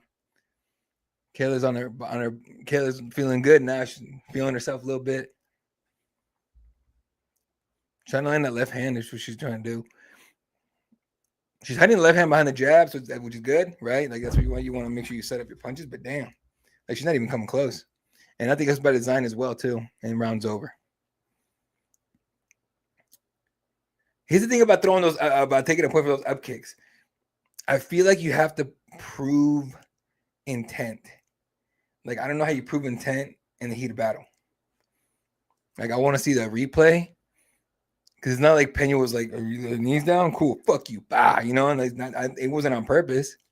Oh shit, I'm supposed to be writing the fucking post on this.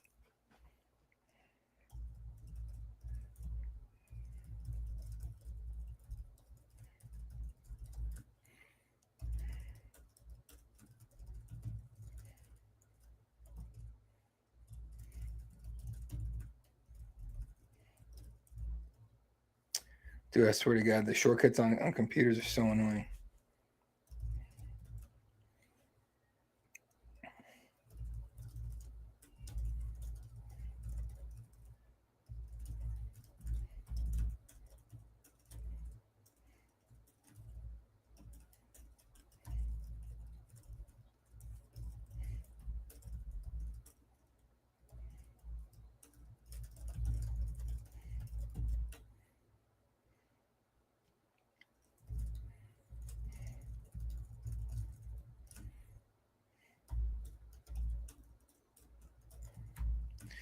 So now round two.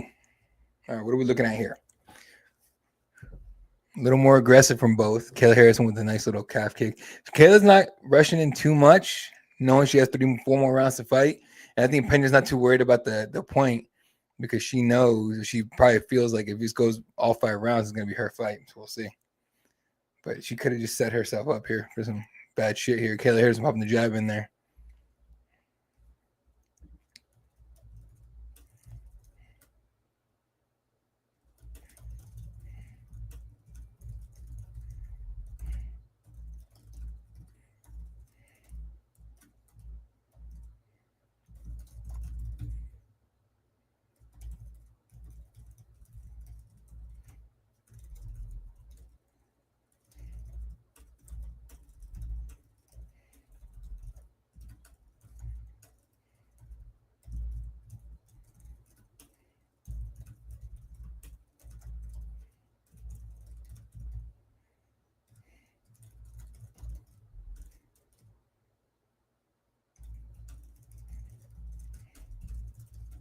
All right, Harrison puts Pena on the fence here with the body lock, looking for the takedown again. It's not a bad idea. Put her on her back, put her on the ground, put her on her back, stay on top, and save your own energy while you're landing shots.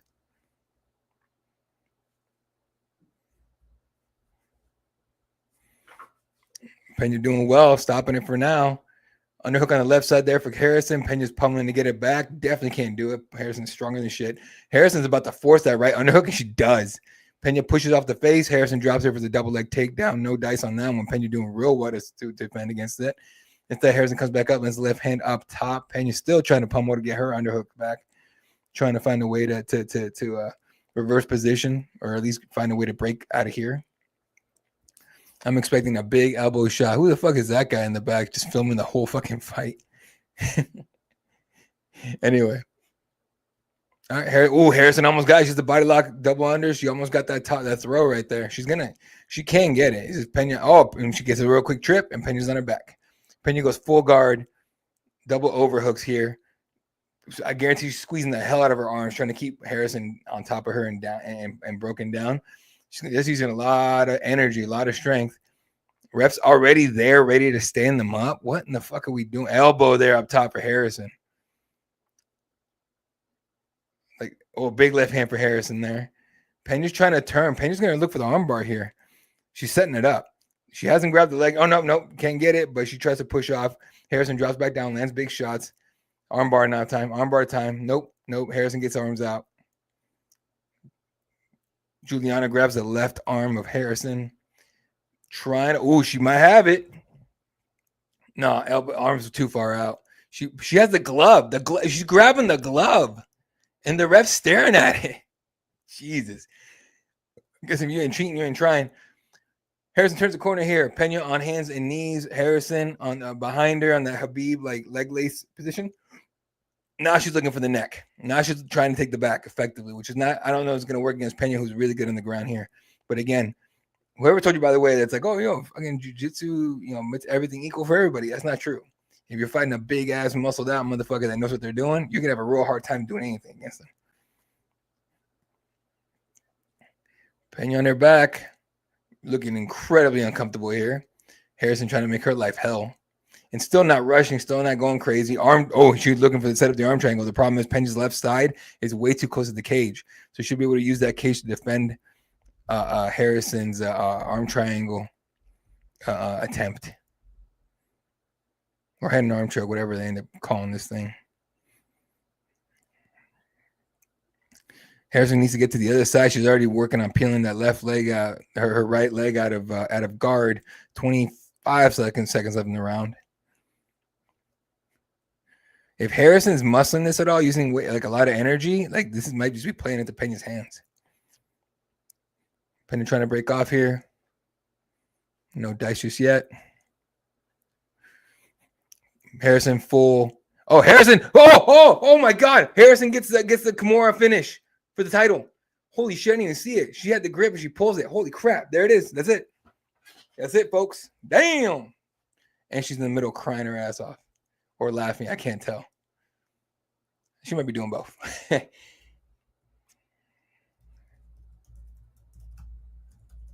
That's crazy. The old dude looks like he's falling asleep, honestly. That was wild.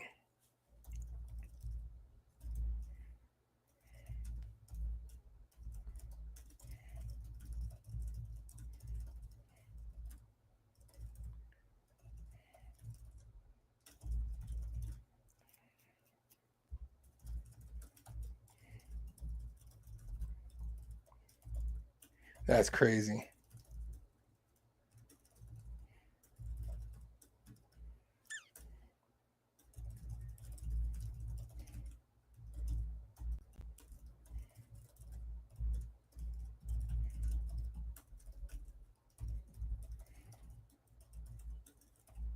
That's crazy, honestly. That's fucking wild.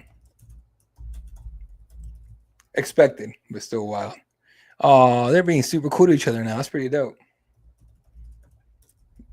You got to sell the fight. Pena's not a bad person, like I said, but that's pretty dope. It's crazy.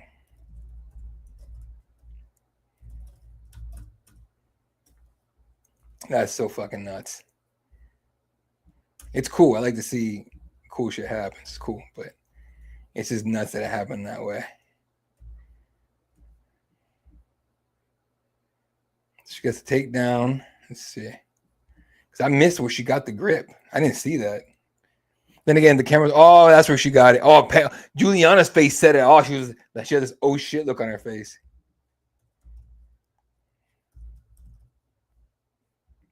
That's so cool. Good for her, man. Like,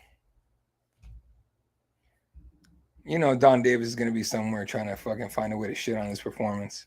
He can't say nothing. So.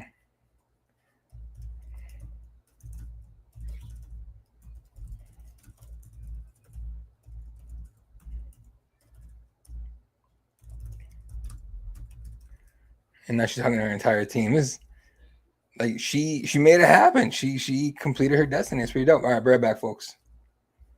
It's gonna be a few minutes. Not gonna lie to you.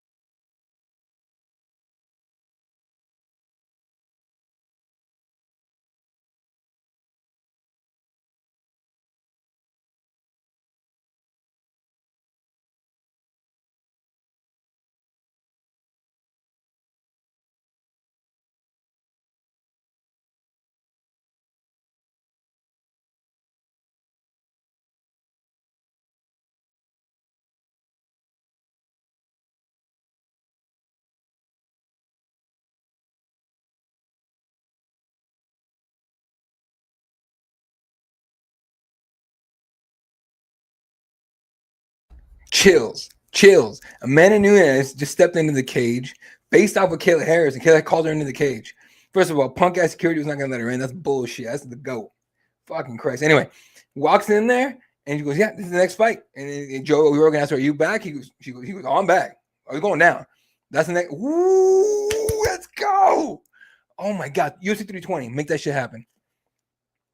UFC 320. That's long. It should be long enough. Probably won't be, but still. Ooh, that was so sick.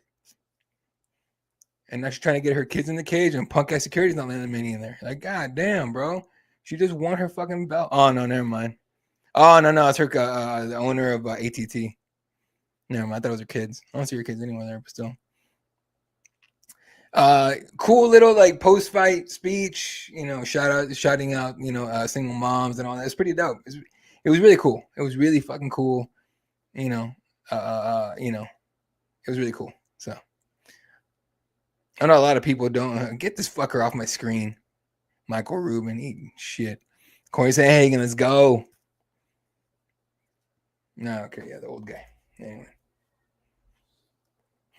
All right. Main event time. All the marbles again. 2 title fights in this one, man. All right, I'm gonna take a quick break. I think I'm mad pissed, but whoo, that was dope. All right, be right back, folks. This is Case Press.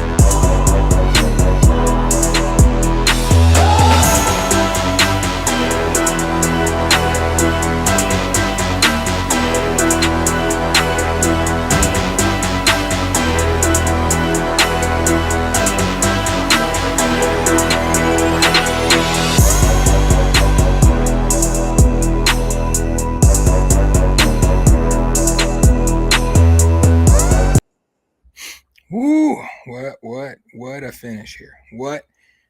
I'm still hyped about Nunes Harrison. I can't wait for Nunes Harrison. It's gonna be dope. I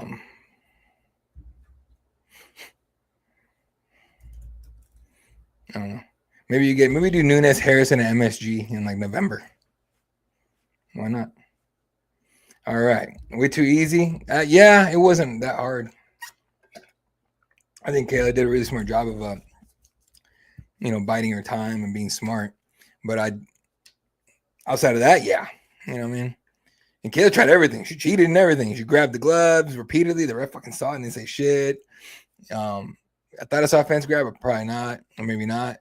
And then, of course, the up kicks. Like, she got a point taken away from her. And she didn't even fight it. Like, goddamn, damn.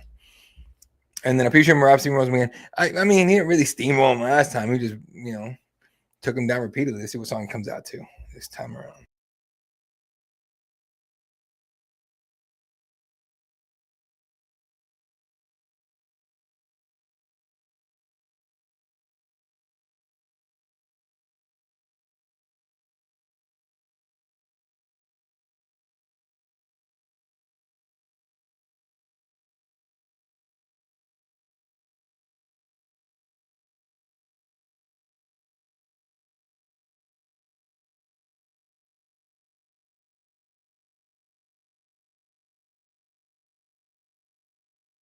Oh, okay, he's walking out to the I don't know if you guys remember after 9/11, they had let me see if it's still playing it. It might be.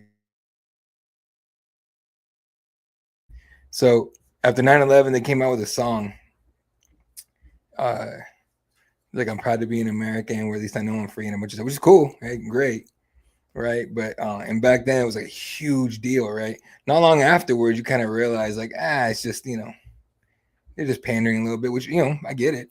Do your thing, but but it's very appropriate tonight, right?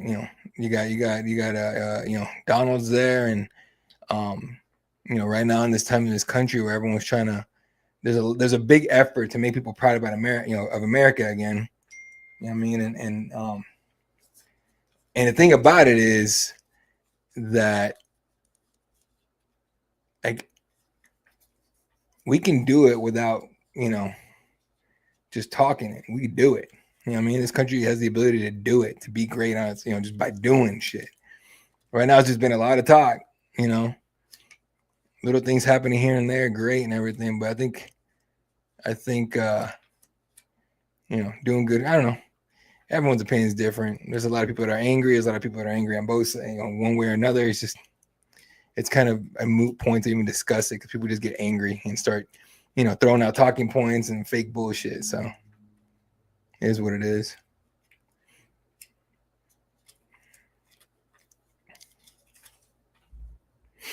But yeah. Anyway, Sean Man making his way. That's Sean Man's walkout. Sean Man making his way.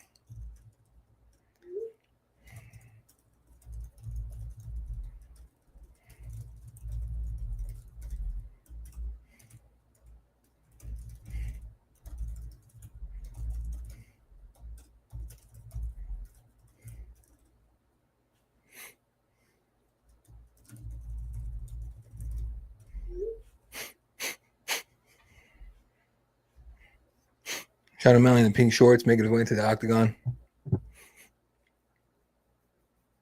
I was looking forward to hearing, not that, I mean, I don't really care about this one either, but I was looking forward to hearing Superstar.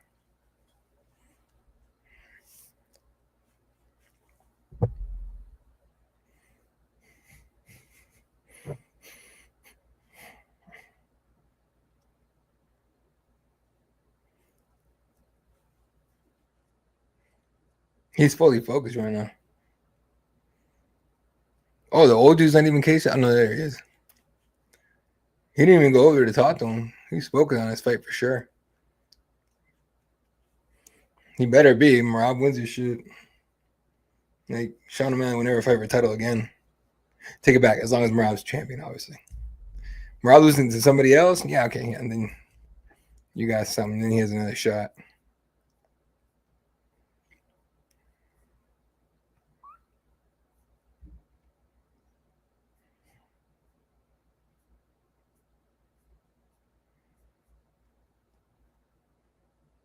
Oh, okay. He wrote it up the entire thing again. Okay, that's fine. Let's go ahead and trash this one now. All right, and see if Merab's probably walking as the usual, super recording shit.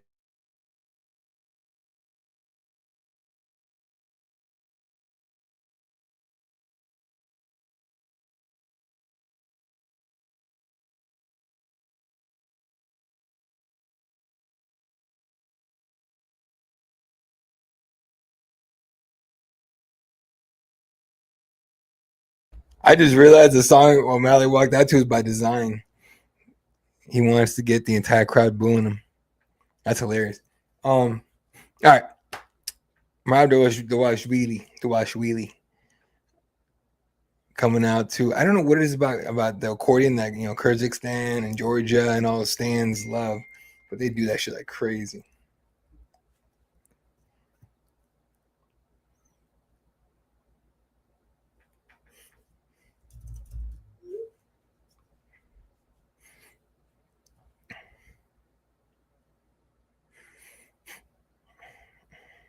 Dude, Merab's like the happiest dude ever. Big old smiles on his face coming out, and he's gonna get in there and punch dude in the face repeatedly. Okay, maybe not punch. He's gonna take him down repeatedly.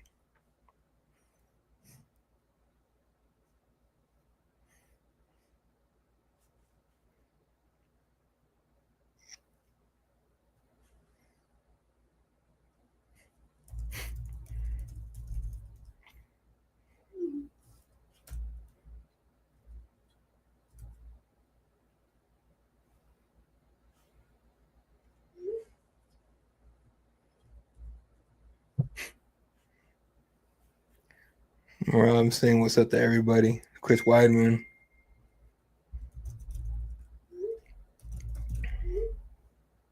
Apparently, someone from the crowd fell down trying to reach out to touch Merab.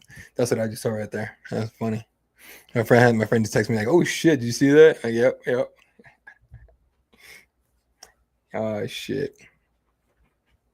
Jermaine Sterling, Ray Longo. Don't know that fellow's name. What happened to Matt Serra? Where I haven't seen that dude in forever.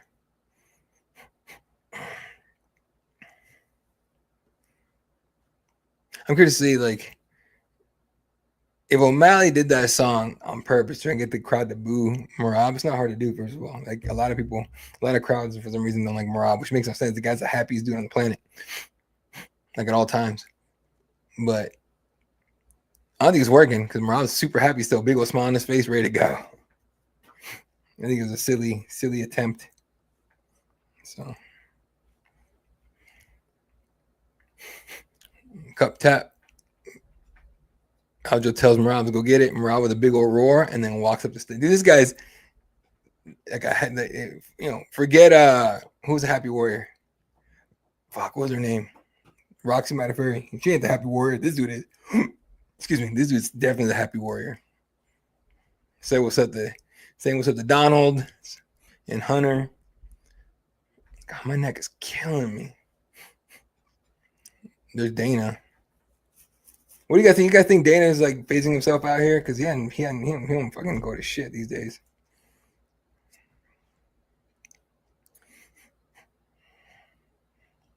Why isn't Elon in the crowd? Oh man, we're living in a simulation where it's literally we're living. Our society is literally like the housewives of fucking America. Everything's fucking everything's drama, everything's mad mouthing people, everything's lying about everybody else. It's fucking wild shit. So I just seeing all these political motherfuckers on there, and then Elon and Donald going back and forth is hilarious.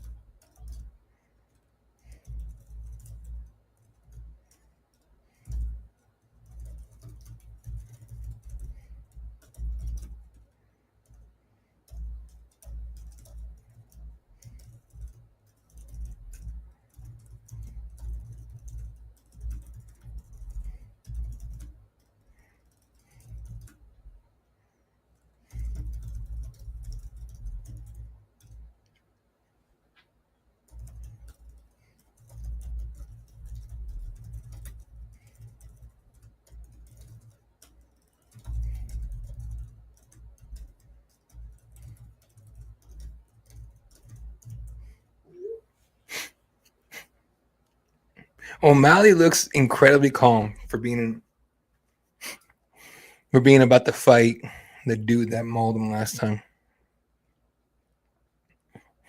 It's time. Remember last time, the first fight, people couldn't make up their minds whether it was 4-1 Merab or 5-1 Merab or 3-2 Merab. Some people were like, it wasn't that dominant. Does it matter? Sean still lost, so you can be mad if you want to. So many people's like, now if Sean O'Malley wins this fight, I think it'll be my knockout. I think he catches Merab and finishes it. But I just don't see how he does it. You know what I mean?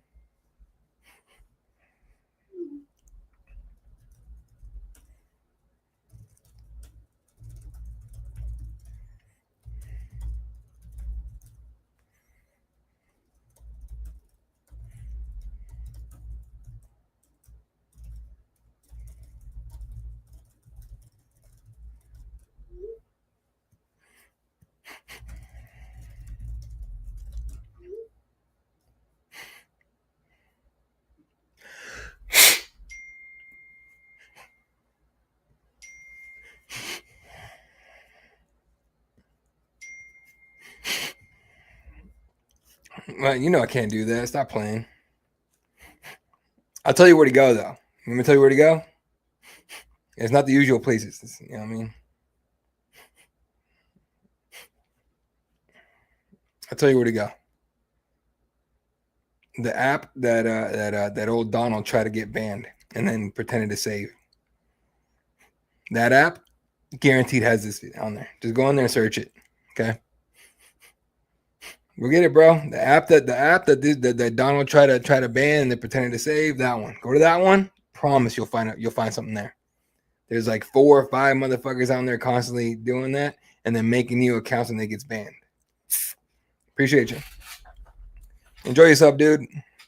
By the way, you can find any fight, game, anything on there. People will do that shit. They don't care. That app does not give a fuck. Appreciate you, man. Welcome to the team. All right, round one. Round one, Merab or Sean. See how this goes. Now Merab looks serious. All right, right to the middle. Ooh, Sean O'Malley, very long here. He's aggressive. Here we go. He's taking the fight to Merab, hopefully. I mean, he needs to do that. Merab working on the outside. Nothing thrown by either man yet. O'Malley's thinking kick, and he does. Sends this spinning back kick over to the body. Nothing there.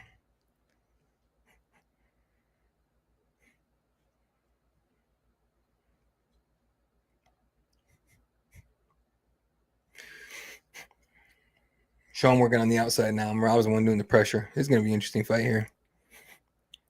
Sean wants to work the kicks, and he's always been that way. He wants to work the kicks. Works the kicks. Sets up. What do you call it?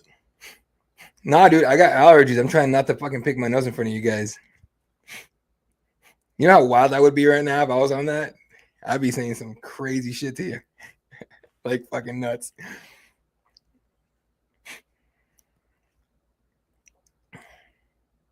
I am on a ton of caffeine, I'll tell you that much. I'm like 4 fucking coffees today. I'm hurting. All right, Merab trying to put the pressure on him, and Sean's popping in the body, jabs. He's really being aggressive and attacking, forcing Merab backwards. He definitely doesn't want to give him an opening to shoot.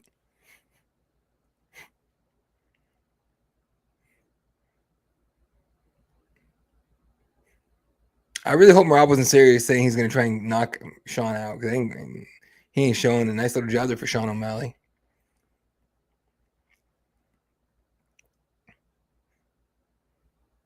Not a shot yet from Merab. I think, you know what? Watch Merab not shoot in the first round.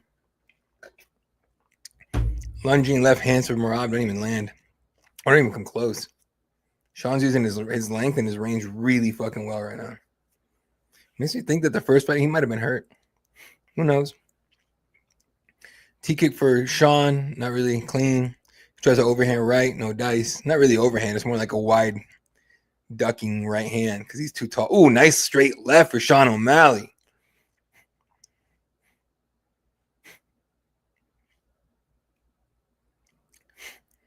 It's funny. I just realized I look like I might be on that shit for the fact that I'm twitchy as shit when I'm like on all kinds of caffeine. I'm fucking twitchy. I am twitchy as fuck right now. It's weird. I'm super sensitive to caffeine. Oh, Merab runs in there. Ooh, what did he trip? Sean tripped. I think Sean tripped. Almost fell down. No dice. Now Merab's on him with the body lock, looking for the takedown, and he gets it. Drags the left leg out from under, puts him down. Sean O'Malley already spinning, trying to get to his right leg, right knee, right base, gets up. Now his left side of his body's on the cage. Merab using knees to the legs here, trying to soften up old O'Malley, who's trying to use his right hand to block him a little bit. That shit hurts. Don't play. I might be landing to the fat part of your leg, but that shit fucking hurts. Merab's gonna try and dump Sean backwards. Sean doing really well here to not get back, get dragged right back down. How long he could do this? Who knows? Underhook for him, gets out of takedown. Oh, Jesus. Tries a knee. Sean threw a fucking aggressive knee, fell on his back. Merab took advantage, landed a couple right hands. They're back in the middle. Sean looking for the 1-2, no dice.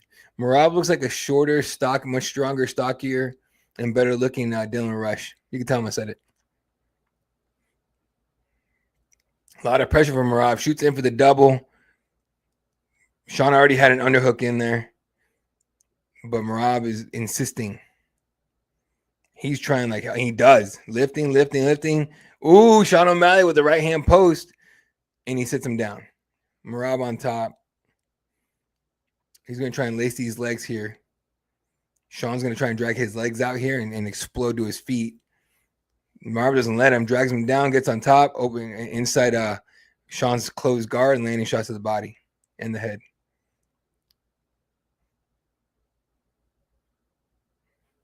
Big hand up top, right hand up top from Merab. Now Merab's on top, landing shots. Might be the beginning of a long night for Sean O'Malley. Shit.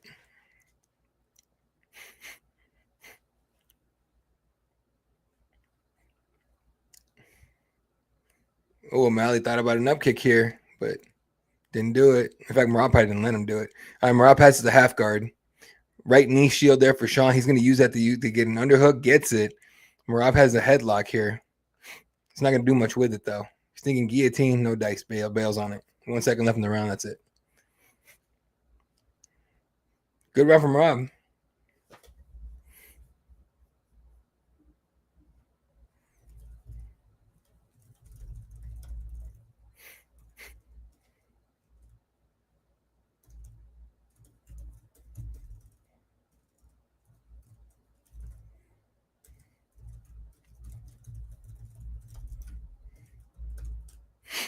See how this goes, man. It's going to be interesting.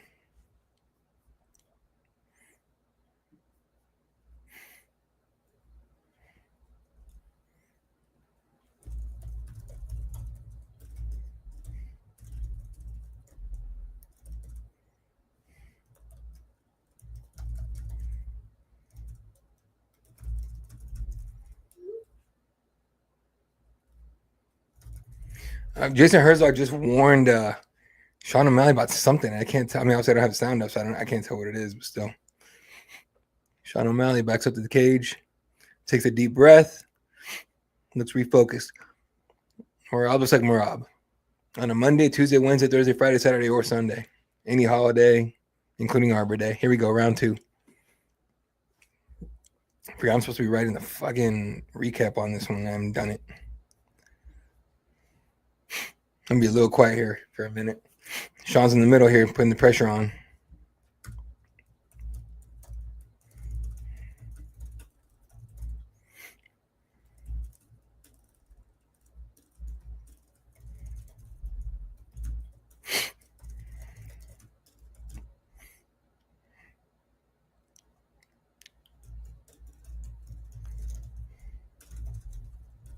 Big right hand for Sean O'Malley.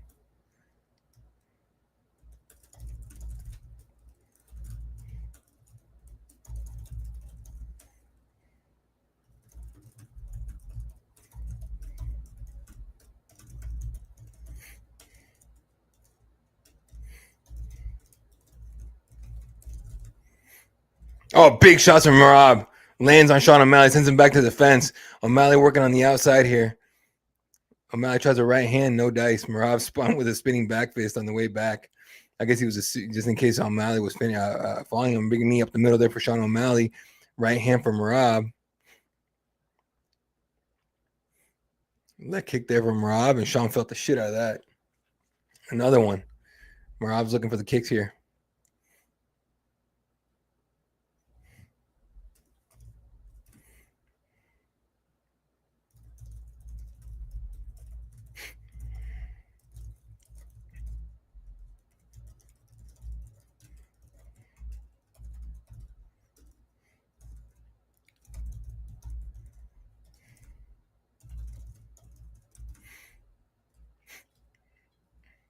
O'Malley's really looking for this. He looks like he wants to throw an uppercut or any up the middle while he's waiting for Merab to shoot. And he's trying to time it down and he can't. So, big shots from Merab. Oh, O'Malley grimaced right there. Like something was up. Merab went for the single leg and the look on Sean's face said pain. And he pulled his leg out though, so that's all right. Merab now with the pressure, back on the pressure, trying to get Sean close to the fence and shoot on him.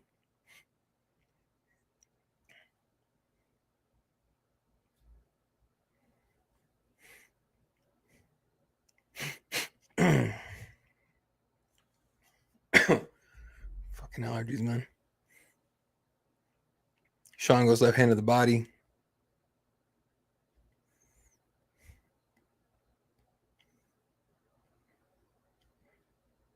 Sean tries to do these not exactly Dominic Cruz style, but Dom Cruz would use his footwork to set up angles. He's trying to do that right now. Not the exact thing, but still something like that. Right hand for Sean doesn't land on anything. Merab will touch out the kicks, no dice on that either. This is a chess match right here. High level shit. Sean O'Malley working on the outside, tries a right hand. Merab ducks it, goes to the body lock. No dice on that one. Sean definitely worked his takedown defense. Big left hand right up the middle for Sean O'Malley. And I think there's tape on Merab's glove. It's like flopping everywhere. Eventually, the ref's going to stop it and get that cut, but we'll see. Merab getting in close here. Big shots on, decent shots on Sean O'Malley. Merab is 1-4 on takedown attempts right now. That's going to turn into like 10-35. He's at some point he's just going to spam it. I really hope he doesn't actually think he's going to knock out Sean O'Malley. That's a tough ask.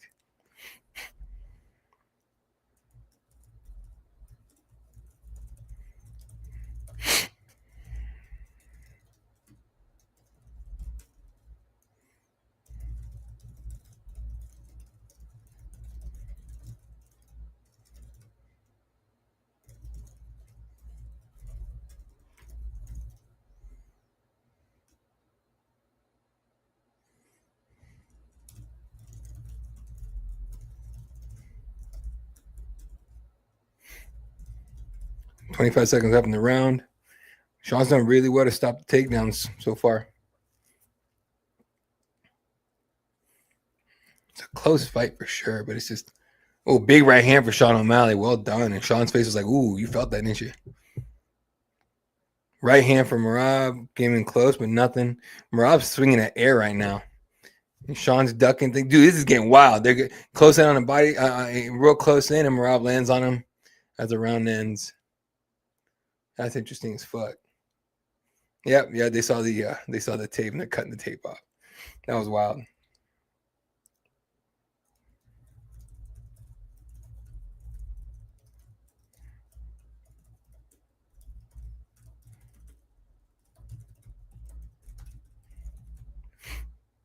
I don't know. This is interesting.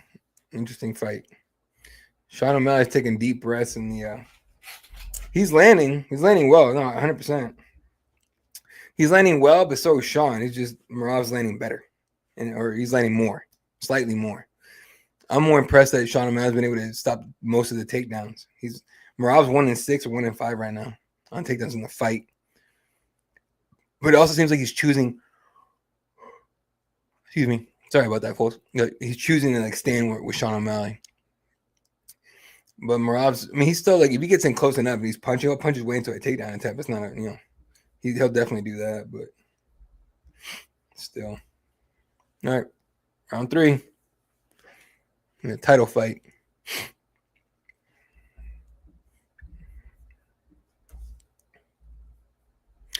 All right, here comes Merab. Merab shoots right in for a takedown attempt. Can't get it. Lands a couple shots, but that's it.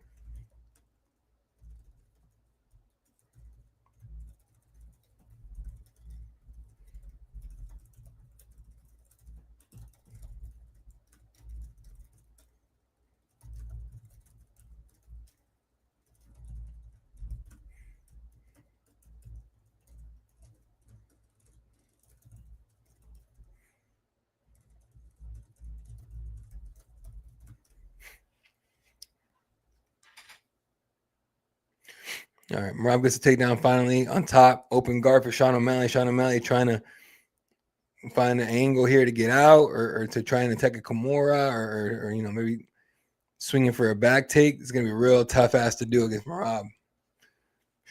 Now he's just trying to keep him broken down so he doesn't eat shots. Oh, shit. Sorry, folks. I'm exhausted now.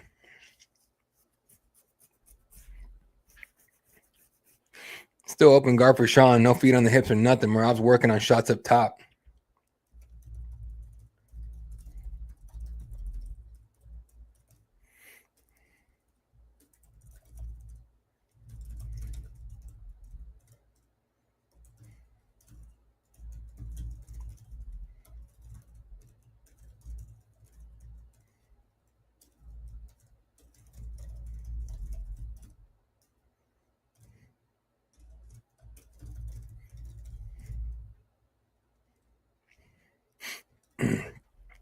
O'Malley's trying to find. Oh, Merab's trying to set up arm triangle. I don't think O'Malley's too worried about it, though. The position's not there. Plus, Merab's stuck in the guard here. You need to get out. You need to be out of the guard to pull off the correct, submission there. Man, Sean is taking a bit of damage here. Not a ton, but some. Enough that Merab's starting to take this round. There's something on. Oh, it's a tattoo. Never mind. I thought it was like a big ass bruise or cut on Sean's face, but it's not. 2:30 left in the round. Merab's trying. He tried to force an arm triangle or the head and arm choke with no dice. Ooh, he barely missed that elbow right there. Okay, O'Malley's trying to get to his left side here, find a way to shrimp out or get a half guard or something. Merab trying to keep him. Ooh, nice knee up the middle to the body. God damn. In that position, that should hurt. Merab landed that knee real clean, too. Fuck.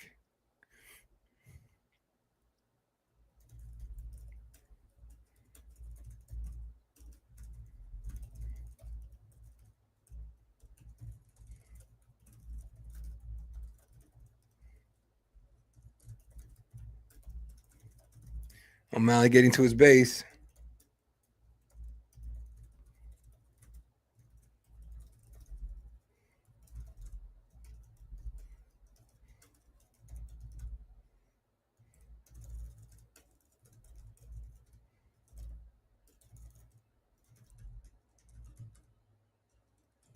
And takes him back down.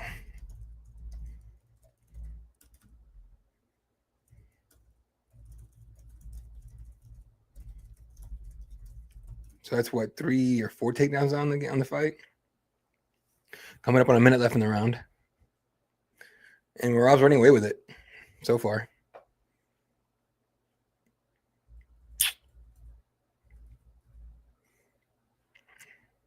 Knees to the legs from Merab. Ooh, Merab sweeps him back down and takes him down once again. That's like, fuck, I don't even know how many takedowns that is now. More knees to the body from Merab. Elbow. More right hands. Sean's trying to make his way to his feet here. And Merab just keeping him in place. He's not letting him go anywhere, not letting him do anything. Now he's looking for the Darce choke. It's not going to work here, but still, he's looking for it. O'Malley. Oh, now even north and south choke. Was that Darce? Oh, shit. That's it. That's it. Merab gets the choke. That's it. Goes right over to Dana. Shakes his hand. Shakes old dude's hand. Shakes Hunter's hand. Hug for Hunter Campbell. Hunter got a hug.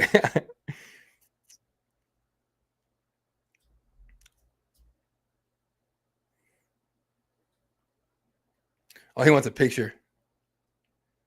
He took a picture with Donald. That's awesome. All right, buddy. Easy one. Yeah, you're right. That was simple. And still, baby. O'Malley went over, said sorry, shook their hands, and took his ass back in the cage. Well, there you go. All right, I'm gonna meet myself here for a couple minutes, finish this recap up, and get you guys quotes and times and all that. But it's gonna be a couple minutes. Not gonna lie to y'all.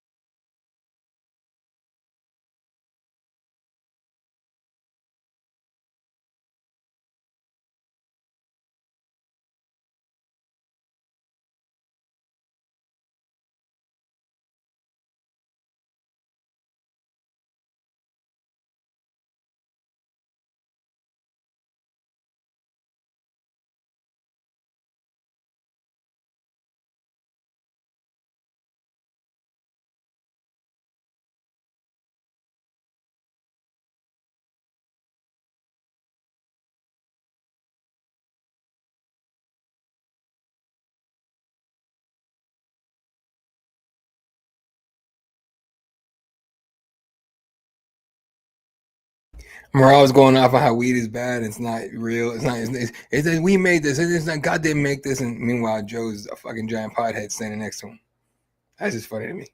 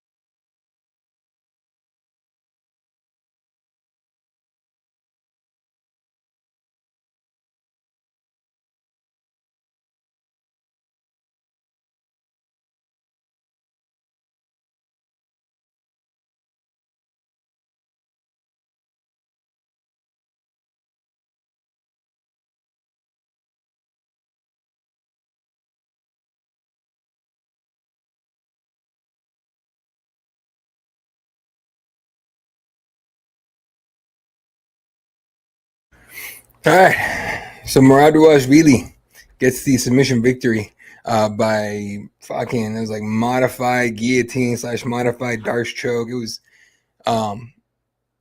just another angle to his game that guys are gonna have to fucking deal with, and calls for Cortes-Acosta next. He respects him. He likes his jokes, all kinds of shit. And he's a respectful guy. That's the guy who's next. I mean, there's no question about it. So we'll probably get that. I mean, Sanhagen fought what, a month ago. Merab Psycho, maybe UFC 320, maybe December, maybe that MSG card. Who knows? The MSG card might get stacked with these fights. So, that's got to be Jones Aspinall. So we'll see. All right, we'll talk about. All right, let's wrap it up. Let's go ahead and go into our Instagram and go through the entire night of fights. Honestly, fun night of fights overall. What in the fuck is going on? How come I Instagram, like y'all tonight y'all suck worse than fucking Twitter. Twitter's trash still. Sean needs to go to another division, can never beat Merab. Yeah, I think he's gonna stick around for to see what Sanhagen does against him. But I think you're right. I think if Sanhagen don't beat him and Merab stays champion, I mean, who knows, man? Merab moves up. Merab's talked about he would defend against Pantoja. Pantoja moved up. Pantoja's got a fight coming up. If Pantoja beats Kai Kara France, I could see him entertaining, a move up. But I think it's a tough ask here. All right, first fight of the night, first fight of the night, Markel Medeiros decisions over the newcomer Mark Troinsky. Then Quinn killed decisions. Ash moves in a really tough fight, and then Drew Sang Yu knocks out Jekka with a nasty quick left hook little check hook. It was nice. Wang Tong defeats Ariane Silva by decision as well. And Andreas Gustafsson bores the shit out of everybody. And honestly, not really bores the shit out of everybody, but more like shocks everyone at how relentless he really is. Decisions, Chaos Williams. That dude looked like he didn't know what the fuck was going on. This one was a weird one because it makes no sense to me. I thought it's just weird. I guess, unanimous like that, but still. Walter Cortes-Acosta. Then Azamar Marzakanov TKO's Brendan Ribeiro. It's funny. He's like 36, 37, whatever he is. And somehow is the most exciting or most promising prospect at 205 right now. Joshua Ban TKO's Bruno Silva in the third round. Honestly, that kid's got crazy boxing. He's so good. Kevin Hall submission victory over Vicente Luque with a Darce choke in the second round. Then Merab Bautista decisions Patchy mix. And in a fight where Patchy looked like he didn't even know how to fight. It's really odd. But I think next fight out, we'll see who Patchy mix really is. Then Joe Pyfer decision, Calvin Gastelum. Kayla Harrison and comes the new women's band, the new face of women's MMA. And then calls out Amanda Nunes, and Amanda Nunes steps in there like, I'm back, bitch, let's go. It's going to be sick as hell. And then, of course, Merab Dvalishvili, third round submission victory over Sean O'Malley. Beautifully done. Beautifully done overall. Let's go ahead and look at what's coming up here for the UFC in the next few weeks. Let's go with this right now. Let's go with upcoming events. All right. So, obviously, there it is. Now we'll go the other way again because no. Where am I? There we go. All right. Next weekend, Kamaru Usman, Joaquin Buckley from Atlanta, Georgia. Main event, Kamaru Usman against Joaquin Buckley. Winner is going to definitely lay a claim for a title shot sometime soon. Rose Namajunas taking on Miranda Maverick. Another one where Rose is still trying to get back to a flyweight title. Miranda Maverick trying to make her way up to that echelon, right? Having just adopted a baby and all that, her and her husband are pretty happy, or her and her significant other are very happy and all that. Edmund Shabazian against Andre Petrosky is going to be a weird and a rough fight because Andre loves to wrestle and Edmund doesn't really want to. Cody No Love's back taking on Hanan Barcelos. That's a weird one to me. Mansour Abdul Malik against Cody Brundage and Alonzo Mayfield against Umar C. Paul Craig's on his card. Michael Chiesa and Court McGee. Both these guys should retire regardless of who wins or loses. Chris Martino's fucking back in the UFC. That's wild as shit. Ricky Simone against Charles Jourdain is a sneaky good fight. Phil Rowe against Andrew Luce is going to be something. And Vanessa Demopoulos stepped in on short notice against Jamie Lynn Horth. Then a week after that, from Baku, Azerbaijan, Jamal Hill against Roundtree Jr. I just have a feeling this fight's not going to make it there, but we'll see. Co-main event, Rafael Fiziev against Bahamondes. You could have made this a fucking main event, honestly. Curtis Blades on the card.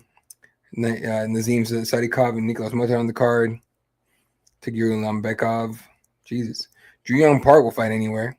Yeah. Who else is on here? Hamdi's on here? Jesus. Against Muhammad Usman. So now brothers fight back-to-back weeks. And Oban Elliott fell out of the other fight. Somehow he's good to go on this one. All right. Wait, what are you going to do? All right. Then UFC 317 from Las Vegas, Nevada International Fight Week. Leo Topuria against Charles Oliveira in the main event. Co-main event, Alexander Pantoja against Kai Kara France. But Darius and Moicano, no cap, Brandon Royval. Winner gets title shot. That's how it is on this one for sure. Paulo Costa, Roman Kopylov, Romanson and Robocop, Denise Tafa, and Araujo Cortez. This card's still being built. Missing quite a few fights. There's more coming for sure. And these for y'all that complain about UFC Apex cards, I get it. And you guys hate the Apex. Fair enough. Cool. Louis Teixeira is the main event in Nashville. You're going to pay UFC prices for that? Enjoy yourself. Holloway Poirier, UFC 318 from New Orleans, July 19th. Whitaker DeRitter from Abu Dhabi, July 26th. I love those cards because they're always early as shit. Albazi Tyra from the Apex. Then Delizia Fluffy from the Apex. I might actually go to that one. And then UFC 319 I will be at August 16th. I'll be covering that one for K-Side Press. UFC Fight Night in Shanghai, August 23rd. Fight Night in Paris, September 6th. UFC, Noche UFC, San Antonio, Texas. Now, for whatever reason. All kinds of shit. Anyway, all right. That's going to do it for our fight campaign. Appreciate the hell out of you guys. Man, you guys are dope. So pulls out more than Diddy. Yeah. I don't think that fight's going to make it. I really don't. And No, fuck out of here. I'm giving that geezer a fucking belt. Yeah, so that's gonna do it for me, ladies and gentlemen. It has been fun. Dylan Napoleon is still on location, bringing you the best and latest from fuck me, I can't speak. Best and latest from where? The New Jersey. Jesus.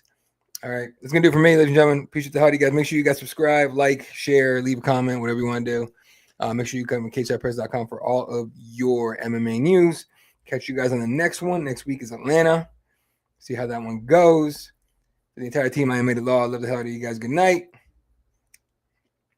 And catch you guys in the next one.